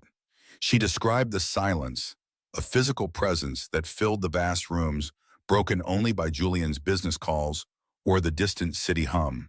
She explained the marriage contract, the cold document that had outlined her duties as a wife, a hostess, a companion for public events, a beautiful piece of decor to complete the image of Julian Croft, the man who had everything. "I was so naive," Eleanor whispered, her gaze fixed on the swirling steam from her cup. "I actually thought, I hoped it could become real. I thought if I was perfect enough, quiet enough, supportive enough, he might eventually see me. Not the asset, just me." Sarah listened without interruption. Her sympathy was a quiet, steady presence, not of pity, but of deep, shared understanding. She didn't offer platitudes or easy comforts. She just let Eleanor speak, giving her the space she had been denied for 5 years. Eleanor talked about the gifts. The Midnight Sky necklace was only the latest in a long line of them. A diamond bracelet for their first anniversary, delivered by a courier because Julian was closing a deal in Tokyo. A rare first edition of a book she loved, but he'd had his assistant buy it. The inscription, a generic happy birthday in a stranger's handwriting. Each gift was a transaction, a payment for services rendered, a reminder of her role. They were not tokens of affection. They were bonuses. "He never hits me," Eleanor said, the statement sounding strange even to her own ears. "He's never cruel in a way anyone else would see. It's a different kind of violence. The violence of absence, of being erased day by day. He looks at a painting on the wall with more interest than he ever looks at me." She finally lifted her eyes to meet Sarah's. "At night, sometimes he doesn't come home. A merger runs late or a flight is delayed. He sends a text, not to me, to his household manager. I find out when my side of the bed is still cold in the morning. I've spent more nights with a ghost than with my own husband." Sarah reached across the table and placed her hand over Eleanor's. Her skin was warm, real. "Ellie, none of this is your fault. You were sold a fantasy and he knew it." Eleanor took a shaky breath, the dam inside her finally starting to crack. "Then came the gala. He needed me there. The perfect wife, wearing his perfect gift." She described the ballroom, the crushing weight of performing happiness, the moment Julian left her side without a backward glance. And then the terrace, the cool night air, the soft music, the sound of his voice behind the plants. She recounted the other man's words. "Your wife is a work of art." She paused, her throat closing up. "What did he say, Ellie?" Sarah prompted gently. Eleanor's voice dropped to a near whisper, raw with the memory of the cut. "He laughed. It wasn't a happy sound. It was dismissive. He said, 'She serves her purpose. Beautiful, quiet, my wife on paper.'" A single tear escaped and traced a hot path down her cold cheek. She didn't bother to wipe it away. "Wife on paper, that's all I am. A line item in his portfolio, a signature on a contract. He said it so easily, as if he were talking about a stock he owned. Sarah's hand tightened on hers. The warmth in her eyes had been replaced by a sharp, cold fire. The friend was still there, but the lawyer was now fully present. The shift was palpable. That night, Eleanor continued, her voice gaining a sliver of strength from the anger now mixing with her pain. I went home and I took off the necklace he gave me. It's worth more than I'll ever see in my life. I dropped it on the glass table in my dressing room. It made a terrible noise. He was on his phone 10 feet away, and he didn't even look up. He didn't notice. That was the moment I knew. It wasn't that he didn't see me, it's that he never even looked. They sat in silence for a full minute, the sounds of the cafe fading into the background. Sarah withdrew her hand and leaned back in her chair, her expression now one of intense professional calculation. Okay, Sarah said, her tone crisp. So we move forward, but you need to understand exactly what you are up against. This isn't just a divorce, Ellie. With a man like Julian Croft, this is war. Eleanor straightened her back, nodding. I know.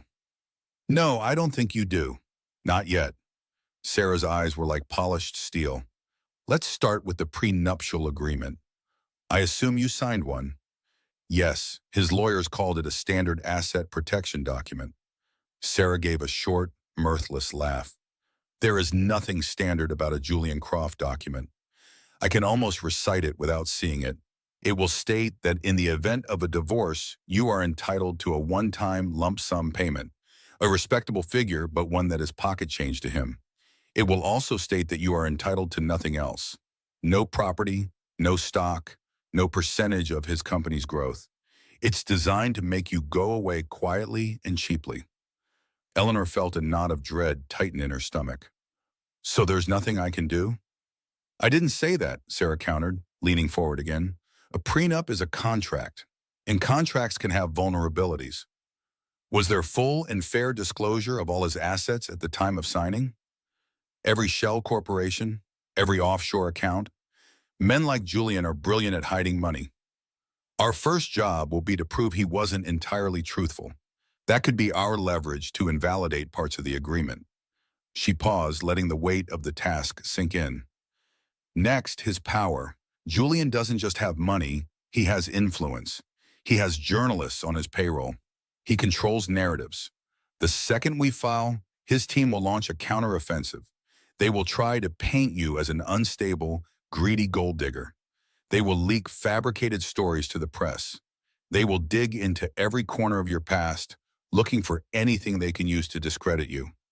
Are you prepared for your entire life to become a weapon used against you? The image was stark, brutal. The thought of her private pain being twisted and displayed for public consumption was horrifying. But then she thought of the silent penthouse, of the cold side of the bed, of the dismissive laugh on the terrace. The horror of staying was worse. I'm prepared, Eleanor said, her voice steadier than she expected. Sarah nodded, her gaze unwavering. Good, because he will also come after you personally. He will use your emotional state against you. He'll have you followed. He will try to provoke you, to make you look erratic. He will try to isolate you from your friends, from your family. He is a master of psychological control in the boardroom, and he will use those same tactics on you. His goal will be to break you long before this ever gets to a judge. Sarah opened her briefcase and pulled out a simple notepad and a pen. The tools of her trade looked impossibly small against the scale of the giant they were proposing to fight. This cannot be a fight fueled by emotion, Ellie, she continued, her tone softening slightly, a hint of the old friend returning. Your anger is justified, your pain is real, but in this battle they are liabilities. We need to be cold. We need to be strategic. We need to be more meticulous than he is. We need to build a case so strong that going to court would be more damaging to his reputation than settling with you on our terms. She looked up from her notepad. This means you have to keep playing your part. You go home and you are the perfect wife on paper. You smile at his events. You are quiet. You are beautiful. You are exactly what he expects you to be. But while you're doing that, you are my eyes and ears. You will be a silent archivist of your own life. Every time he's gone, you document it. Every dismissive comment, you write it down with the date and time. You gather financial statements, credit card bills, anything you can legally access. You become a spy in your own home.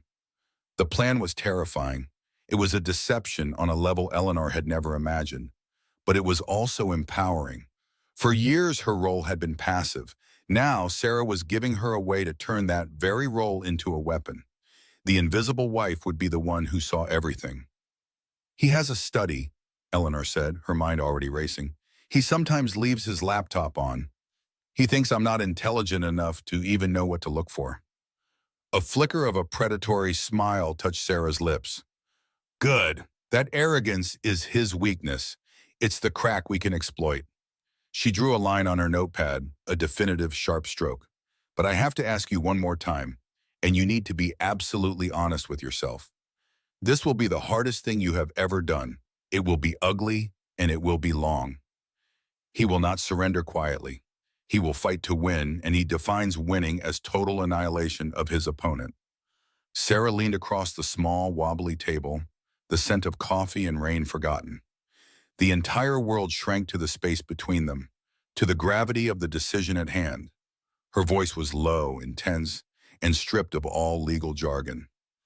It was just a friend asking the most important question. This will be war, Ellie. Are you ready to fight? The question hung in the sterile air of the Park Avenue penthouse long after Eleanor had returned. Are you ready to fight? Sarah's voice was a ghost in the vast, silent rooms. Eleanor walked past a monolithic marble sculpture Julian had purchased at auction. She had never liked it. It was cold, abstract, and held no meaning for her. Now she saw it differently. It was an asset. Everything in this apartment was an asset, including her. Ready to fight? She ran a finger along the cold stone. A quiet, chilling resolve settled deep in her bones. She had been fighting a silent war for years. A war for a scrap of affection, for a moment of recognition. But that war was lost.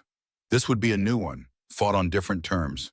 Her campaign began not with a bang, but with the quiet click of her smartphone camera. It was 2 nights later, Julian had called, his voice clipped and distant as always. He was closing a deal in Shanghai and would be gone for the rest of the week. He did not say goodbye. He simply stated the facts and hung up. That night, Eleanor walked into their shared bedroom. The king-sized bed, covered in a sea of white Egyptian cotton, looked like an untouched snowfield. His side was pristine, the pillows plumped by the housekeeper hours ago, a silent testament to his absence. She stood there for a long moment, the hum of the city a distant lullaby. Then she raised her phone. The flash was a stark, momentary violation of the gloom, illuminating the empty space where her husband should have been. Click. The image was saved. It was the first piece of evidence in the case of Eleanor Vance versus her own life. A photograph of nothing. A photograph of everything. This became her secret ritual. She continued to play the part of the perfect, placid wife. She discussed floral arrangements for the foyer, approved menus for dinner parties that Julian often canceled at the last minute, and smiled serenely at the other wives at charity luncheons. She was a ghost in her own home, a beautiful fixture he had installed and then forgotten. But now the ghost had a purpose. The ghost was watching. Every terse text message announcing another night away was screenshotted. Every canceled dinner reservation was documented with a date and time. She became an archivist of her own loneliness, creating a meticulous, heartbreaking log of her invisibility. The data accumulated in a secure, encrypted folder on a cloud server, an account that existed under a name Julian would never recognize. Each entry was a small, cold stone laid on the scales of justice. Sarah had been clear. They needed to paint a picture of their life, the one the public saw and the one that truly existed. Following her friend's advice, Eleanor turned her attention to the household finances. Julian had given her access to several accounts, a task he considered beneath him. It was her job to manage the running costs of the penthouse, the staff, and her own allowance. He saw it as delegating a chore. He never once imagined she would use it to dissect his life. One afternoon, with the soft sounds of classical music filling the living room, Eleanor sat at the lacquered desk overlooking Central Park. She looked the part of a lady of leisure managing her affairs. The doorman would see her and think of a wife tending to her home. But her browser was open to the statements for Julian's primary credit card, the one linked to the corporate account. Her breath hitched as she scrolled. Page after page of transactions told a story he never bothered to share with her. There were $5,000 dinners in Tokyo with names she didn't know, flights to Geneva, first class, a suite at the Ritz in Paris for a weekend. She was told he was at a conference in Chicago. And then there were the purchases, a delicate gold bracelet from a boutique in Milan, a custom-made pen from a shop in London, gifts for people who were clearly not her. The pain was a familiar dull ache in her chest. For years, she had pushed these feelings down, telling herself it was just business. Now she let the pain sharpen into focus. It was not just business. It was his life, a life from which she was completely, utterly excluded. With trembling but steady fingers, she began downloading the statements. Each PDF was a digital whisper of betrayal. Each file save was another brick in the wall she was building between her past and her future. She moved through the penthouse with a newfound awareness. The rooms were no longer just empty spaces. They were a crime scene, and she was the sole investigator. She noticed things she had previously ignored. The way Julian's assistant always booked him on flights with late arrival times, ensuring he never had to spend an evening at home. The way he kept his personal phone locked down, a fortress she had never even tried to breach. He had built a life of perfect, compartmentalized privacy. He had assumed her complacency was a permanent state of being. He had assumed she was not smart enough or not bold enough to look closer. He had always underestimated her. Sarah's words echoed again. Use it. The opportunity came on a Tuesday. Julian was in Boston for a 2-day merger negotiation. The penthouse was hers, a silent, sprawling kingdom of glass and steel. A strange restlessness took hold of her. She found herself wandering into his study, a space she typically avoided. It was Julian's sanctuary, the heart of his empire within their home. The room smelled of leather, old books, and his faint, sharp cologne. A massive, dark wood desk dominated the space, its surface clear except for a closed laptop and a single, neat stack of papers. She ran her hand over the cool, polished wood. This desk was where he made decisions that moved markets, where he built the fortune that funded their gilded cage. She felt like an intruder, a trespasser in a holy sanctum. Her eyes fell on the laptop. It was a sleek, silver machine, as impersonal as everything else he owned. She knew the password. He had told it to her once, a year ago, when he needed her to look up an address for him while he was on the phone. It was the name of his first company, Apex. He had said it with a flicker of pride, a rare crack in his stoic facade. He had likely forgotten the moment entirely. He would never believe she remembered. He would never imagine she would dare. Her heart began to beat a frantic rhythm against her ribs. This was different from downloading statements. This was a direct, deliberate violation. She could hear Sarah's calm, steadying voice in her mind. A prenuptial agreement is a contract, Ellie. It's built on the principle of full disclosure. If he hid assets, the entire contract could be invalidated. The thought sent a jolt of adrenaline through her. She took a deep breath, walked around the desk, and sat in his large leather chair. It felt too big for her, like a throne built for someone else. With a hand that shook almost imperceptibly, she opened the laptop. The screen lit up, asking for the password. She typed the 4 letters, APEX. The desktop appeared. It was clean, organized with a chilling precision. Folders were labeled Croft Industries Q4, merger proposals, investor relations. It was the blueprint of his world, a world of numbers and power, with no room for anything soft or human. For a moment, she felt a wave of despair. It was all just business. What had she expected to find? A secret diary? A hidden folder of love letters to another woman? That would have hurt, but it would have been something human. This was just more of the same cold, hard commerce. Her eyes scanned the screen, ready to give up, to close the laptop and pretend this never happened. Then she saw it. Tucked away at the bottom of the screen, almost hidden, was a folder with a simple, unassuming name. Legacy. It sounded sentimental, almost poetic. It was so unlike Julian. Her curiosity was a physical pull. She moved the cursor and clicked. Inside were a few documents. One was a PDF of their prenuptial agreement. She opened it and saw her own signature, a hopeful, looping script from a woman who no longer existed. Seeing it there on his private machine felt like reading her own obituary.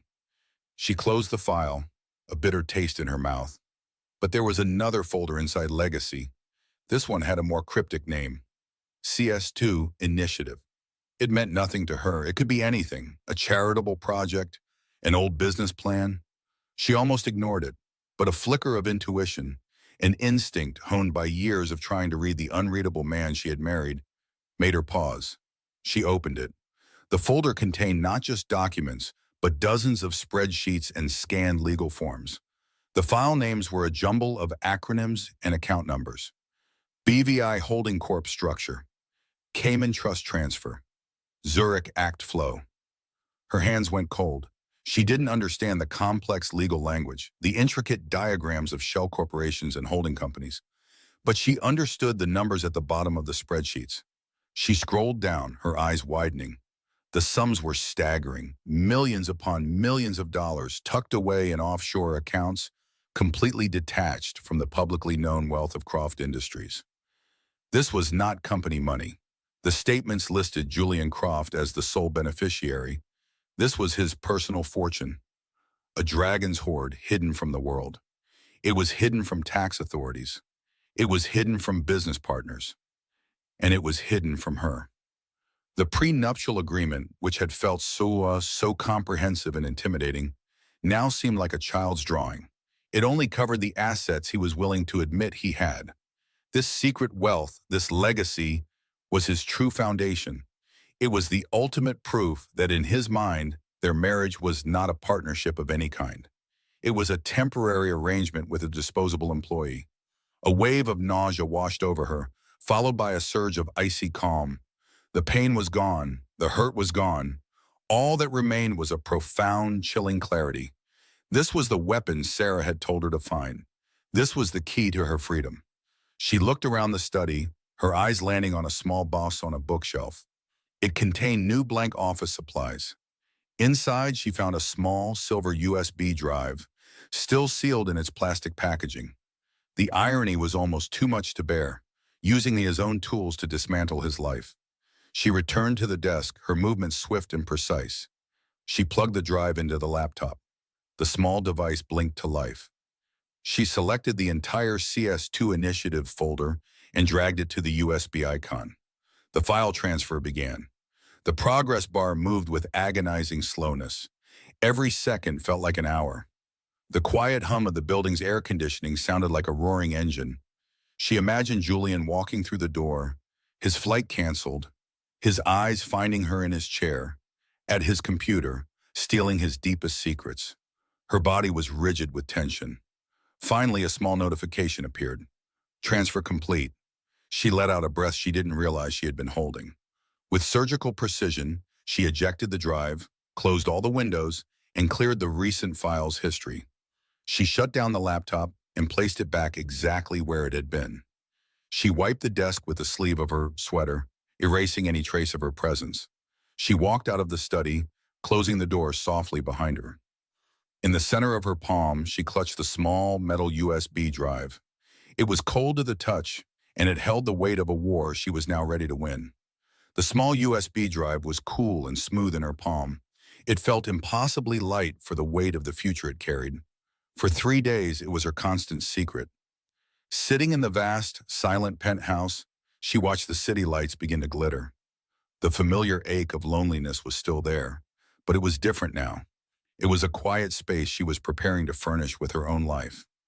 Julian's voice cut through the silence from his study, assuming her attention was his to command. Thursday, he said, his tone clipped and final. We have a dinner with the board from Cato Holdings. It is absolutely critical. Eleanor turned her head slowly. He stood loosening his tie, seeing only his empire reflected in the glass behind her. He did not see her. The Tokyo expansion hangs on this. They're traditionalists. They need to see stability. Family. Eleanor's fingers tightened around the drive in her pocket. The word family felt like a shard of glass in the air between them. "And what is my role in this display of stability?" she asked, her voice even. Julian's eyes flickered to her, a brief assessment. "You will be charming," he stated, as if programming a device. "You will show them that my life is in perfect order. I need you to be perfect." A cold stillness settled over her.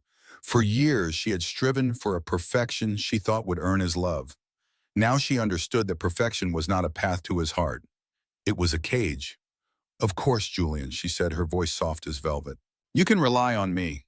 He gave a curt nod, satisfied, and the study door clicked shut. She pulled the drive from her pocket and looked at it. One last performance. She would give him the perfection he demanded, and it would be the last thing she ever gave him. On Thursday evening, Julian paced the living room, checking his watch twice in a minute. The investors, Mr. Tanaka and Mr. Sato, were flying in with their wives. He had given Eleanor her instructions that morning with military precision. When she emerged from the bedroom, he stopped pacing. She wore a simple, elegant dress of deep navy silk. Her hair was swept back into a chignon, secured with a single pearl pin. She was the picture of understated class, everything he had ordered. Julian's critical gaze swept over her and found no flaws. "Good," he said, the single word a concession of approval. "You look appropriate." He held her coat with polite function, not intimacy. As they descended in the silent elevator, she could feel his anxiety. He was a man who hated variables he could not control. Tonight, she was the most significant variable, and he thought he had controlled her. The restaurant, Shizuka, was an oasis of dark wood, rice paper screens, and the quiet sound of a waterfall. They were shown to a private room. Eleanor knelt with a practiced grace that surprised Julian. He did not know she had spent hours the past 3 days studying Japanese etiquette. She had prepared for this role with the dedication of a seasoned actress. Mr. Tanaka and Mr. Sato arrived with their wives, elegant women in beautiful kimonos. Introductions were made. As the first course was served, the conversation was stilted, with Julian's efforts feeling clumsy. Then Mrs. Tanaka turned to Eleanor. "Your hair is styled so beautifully, Mrs. Croft." Eleanor gave a genuine warm smile she had been saving. "Thank you. I have always admired the artistry of traditional Japanese hairstyles, the kanzashi." Mrs. Tanaka's eyes widened in delight. Julian watched, a flicker of surprise on his face. He had expected her to simply smile and be quiet. The conversation shifted. Guided by her research, Eleanor asked about the weave of their kimono fabrics, mentioning the difference between rinzu and cherryman silk. She spoke of a hokusai exhibition with an intelligence that was both respectful and insightful. She was not just charming. She was a woman of substance, a quality Julian had never bothered to look for. The wives were captivated. They began to speak more openly of their families and gardens. Eleanor listened with an intensity that made them feel heard. Julian watched from his side of the table. He saw Mr. Tanaka and Mr. Sato observing the interaction. Their stern, businesslike faces softened as they watched their wives laughing with his. He could almost feel the tension in the room dissolving. He had brought her as a beautiful prop. Instead, she was an ambassador, single-handedly forging the personal connection he could not. When the main course arrived, Mr. Tanaka turned to Julian. "Your wife is a remarkable woman, Mr. Croft," he said sincerely. "She has a deep appreciation for our culture. It is very impressive." A surge of proprietary pride hit Julian, the kind a man feels when an asset is praised. "Yes," he replied, looking across the table at Eleanor. "She is." For the rest of the dinner, she was flawless. She was the perfect partner, a vision of wifely devotion. But every graceful movement was a thread in an intricate, beautiful lie. Inside, her heart beat a single, steady word: freedom. A part of her mourned the woman who would have done all this for real, who had desperately wanted to be Julian's true partner. But that woman had died on the terrace of the Plaza Hotel. This Eleanor was a strategist. She was a survivor. As green tea was served, Julian caught her eye. He knew in his gut the deal was secure. That trust, he realized, was built not by his financial projections, but by the woman sitting opposite him. He truly looked at her poise and serene calm, and he mistook her performance for contentment. A rare, genuine smile of approval spread across his face. It was the smile Eleanor had once yearned for more than anything. Now it meant nothing. It was just data.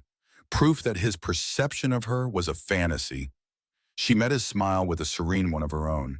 Her calm, steady gaze held his across the polished table. In her mind, she heard Sarah's voice, clear and strong. "Are you ready to fight?" Yes, she was. This was the last battle she would ever fight for him. He saw his perfect wife, content in her gilded cage. She saw a man who was about to lose everything he thought he controlled. She held his gaze, her smile unwavering, knowing he was completely misinterpreting her compliance. The serene smile she had given Julian across the dinner table felt like a lifetime ago. It was a mask she had worn for the last time, a final, flawless performance in a play she was determined to end. Now, standing on a street corner downtown, the city's raw energy felt completely different from the curated quiet of Park Avenue. The air was thick with the scent of roasted nuts from a street cart and the distant sound of a siren. It was the sound of life, chaotic and real. Eleanor looked up at the steel and glass tower that housed Sarah Chen's law firm. It did not intimidate her. It felt like an armory she was finally ready to enter. Inside the elevator, the ascent was smooth and silent, a stark contrast to the turbulence in her soul. For years, elevators had been small chambers of anxiety, taking her up to her gilded cage or down to another public performance. Today, each ascending floor felt like a step toward the sky, toward a future she was claiming for herself.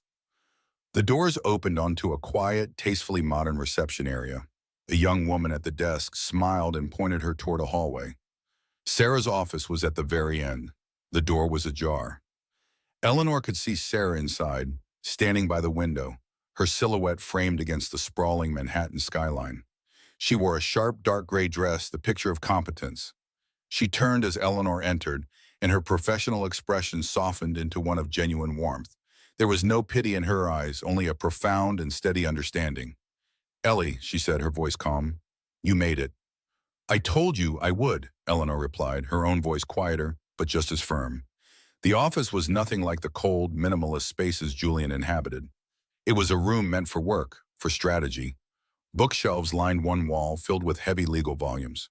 A large mahogany desk was positioned not to intimidate, but to facilitate, facing two comfortable chairs.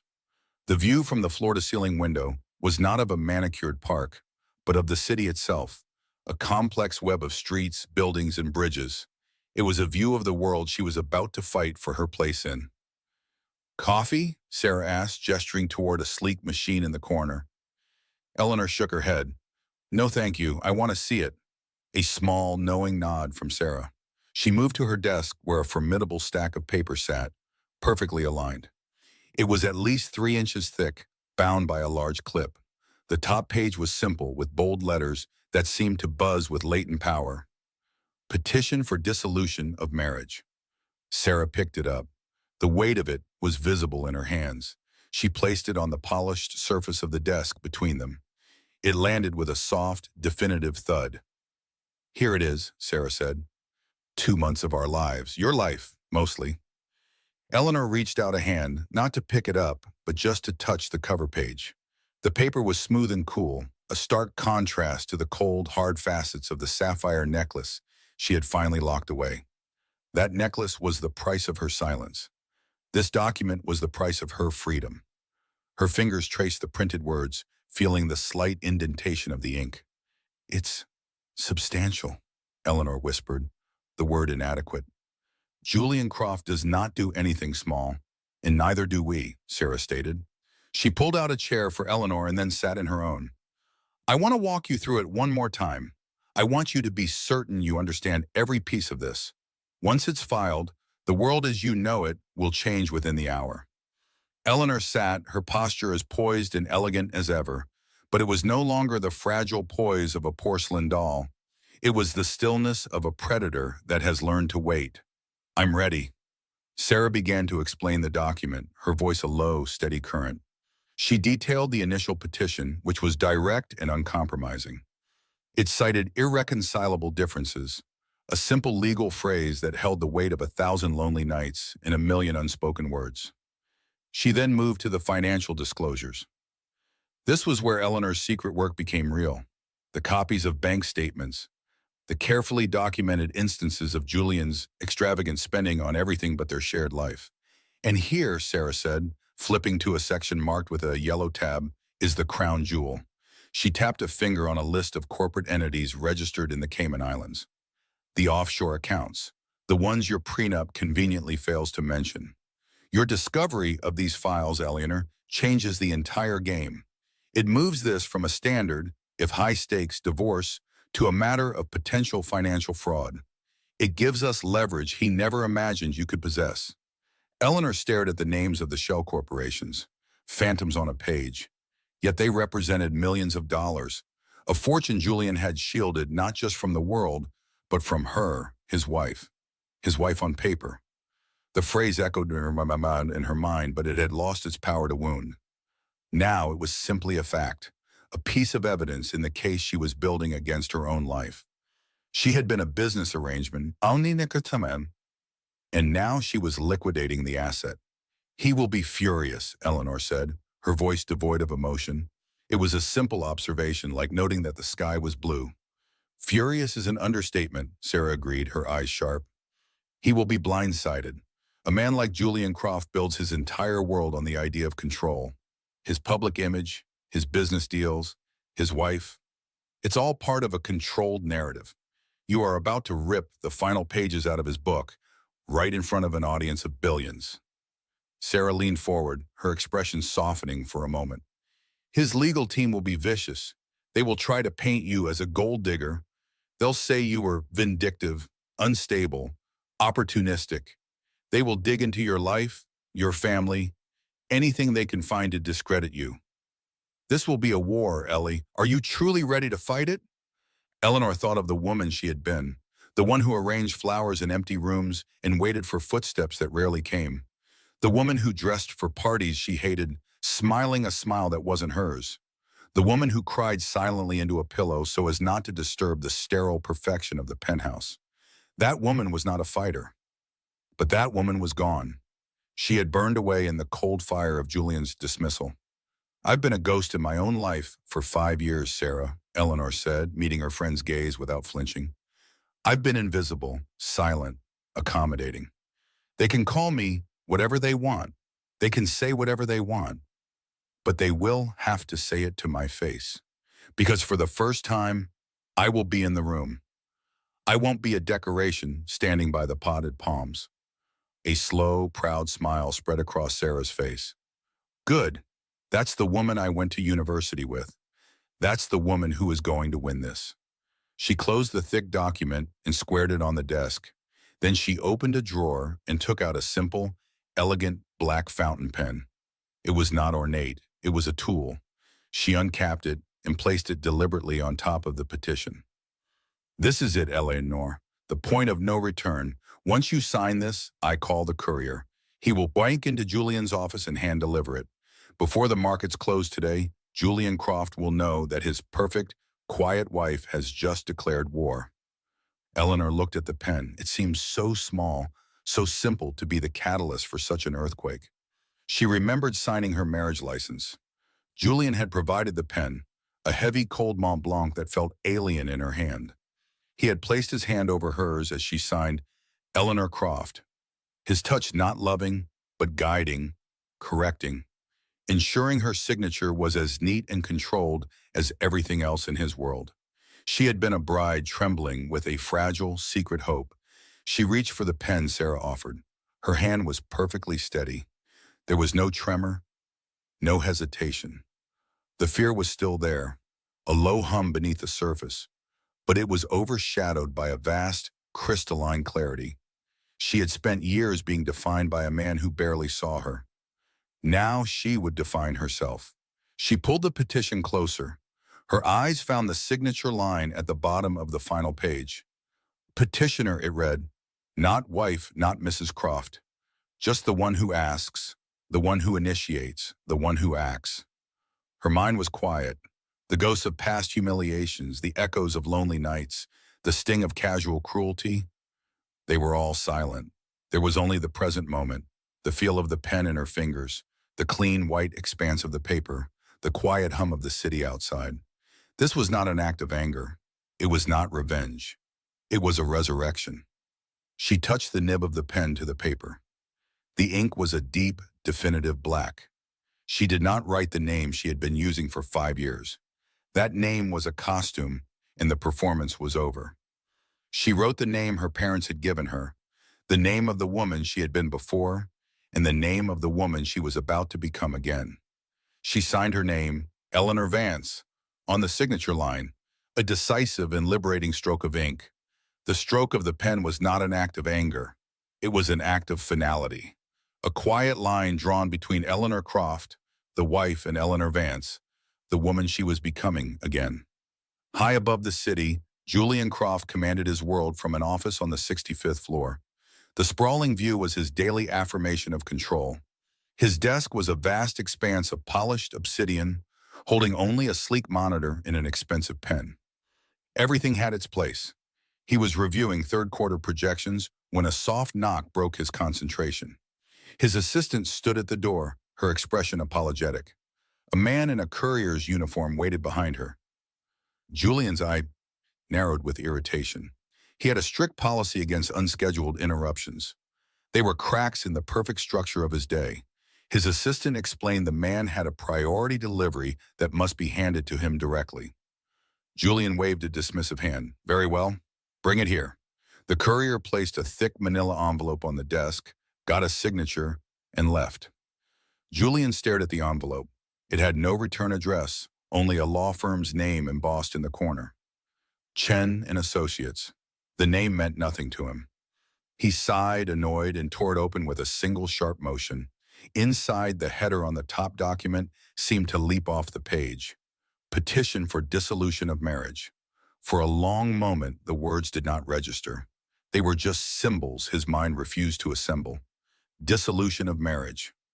He read it again. A cold, hollow feeling began to spread through his chest, a sensation of pure, unadulterated shock. His eyes scanned the document, moving frantically now. Petitioner, Eleanor Vance. Respondent, Julian Croft. He had not seen her maiden name in print since their wedding day. It looked alien, aggressive. His Eleanor, the placid woman he married, did not exist in this document. This was a stranger. He flipped through the pages, his breath catching. The language was cold, dissecting their life into clauses and articles, grounds for divorce, irreconcilable differences. But it was a section further down that made the world tilt on its axis. An accounting of assets. His eyes froze on a list of holding companies. Names he recognized with a jolt of ice water through his veins. Accounts in Switzerland. Property holdings under a trust in the Cayman Islands. These were his secrets. The deep, hidden layers of his wealth, protected by a fortress of legal firewalls. How could she possibly know about these? His mind raced, a chaotic storm where there had only been order. He saw the name of the petitioner's counsel. Sarah Chen. This was not an emotional outburst. This was a corporate raid. The papers slipped from his numb fingers, scattering across the obsidian desk. He saw Eleanor's face in his mind, not the withdrawn woman he was used to, but the one from the investor's dinner. The serene smile she had given him. He had seen it as contentment. He saw it now for what it was, a declaration of war. It was the smile of a general watching an enemy walk into a perfectly laid trap.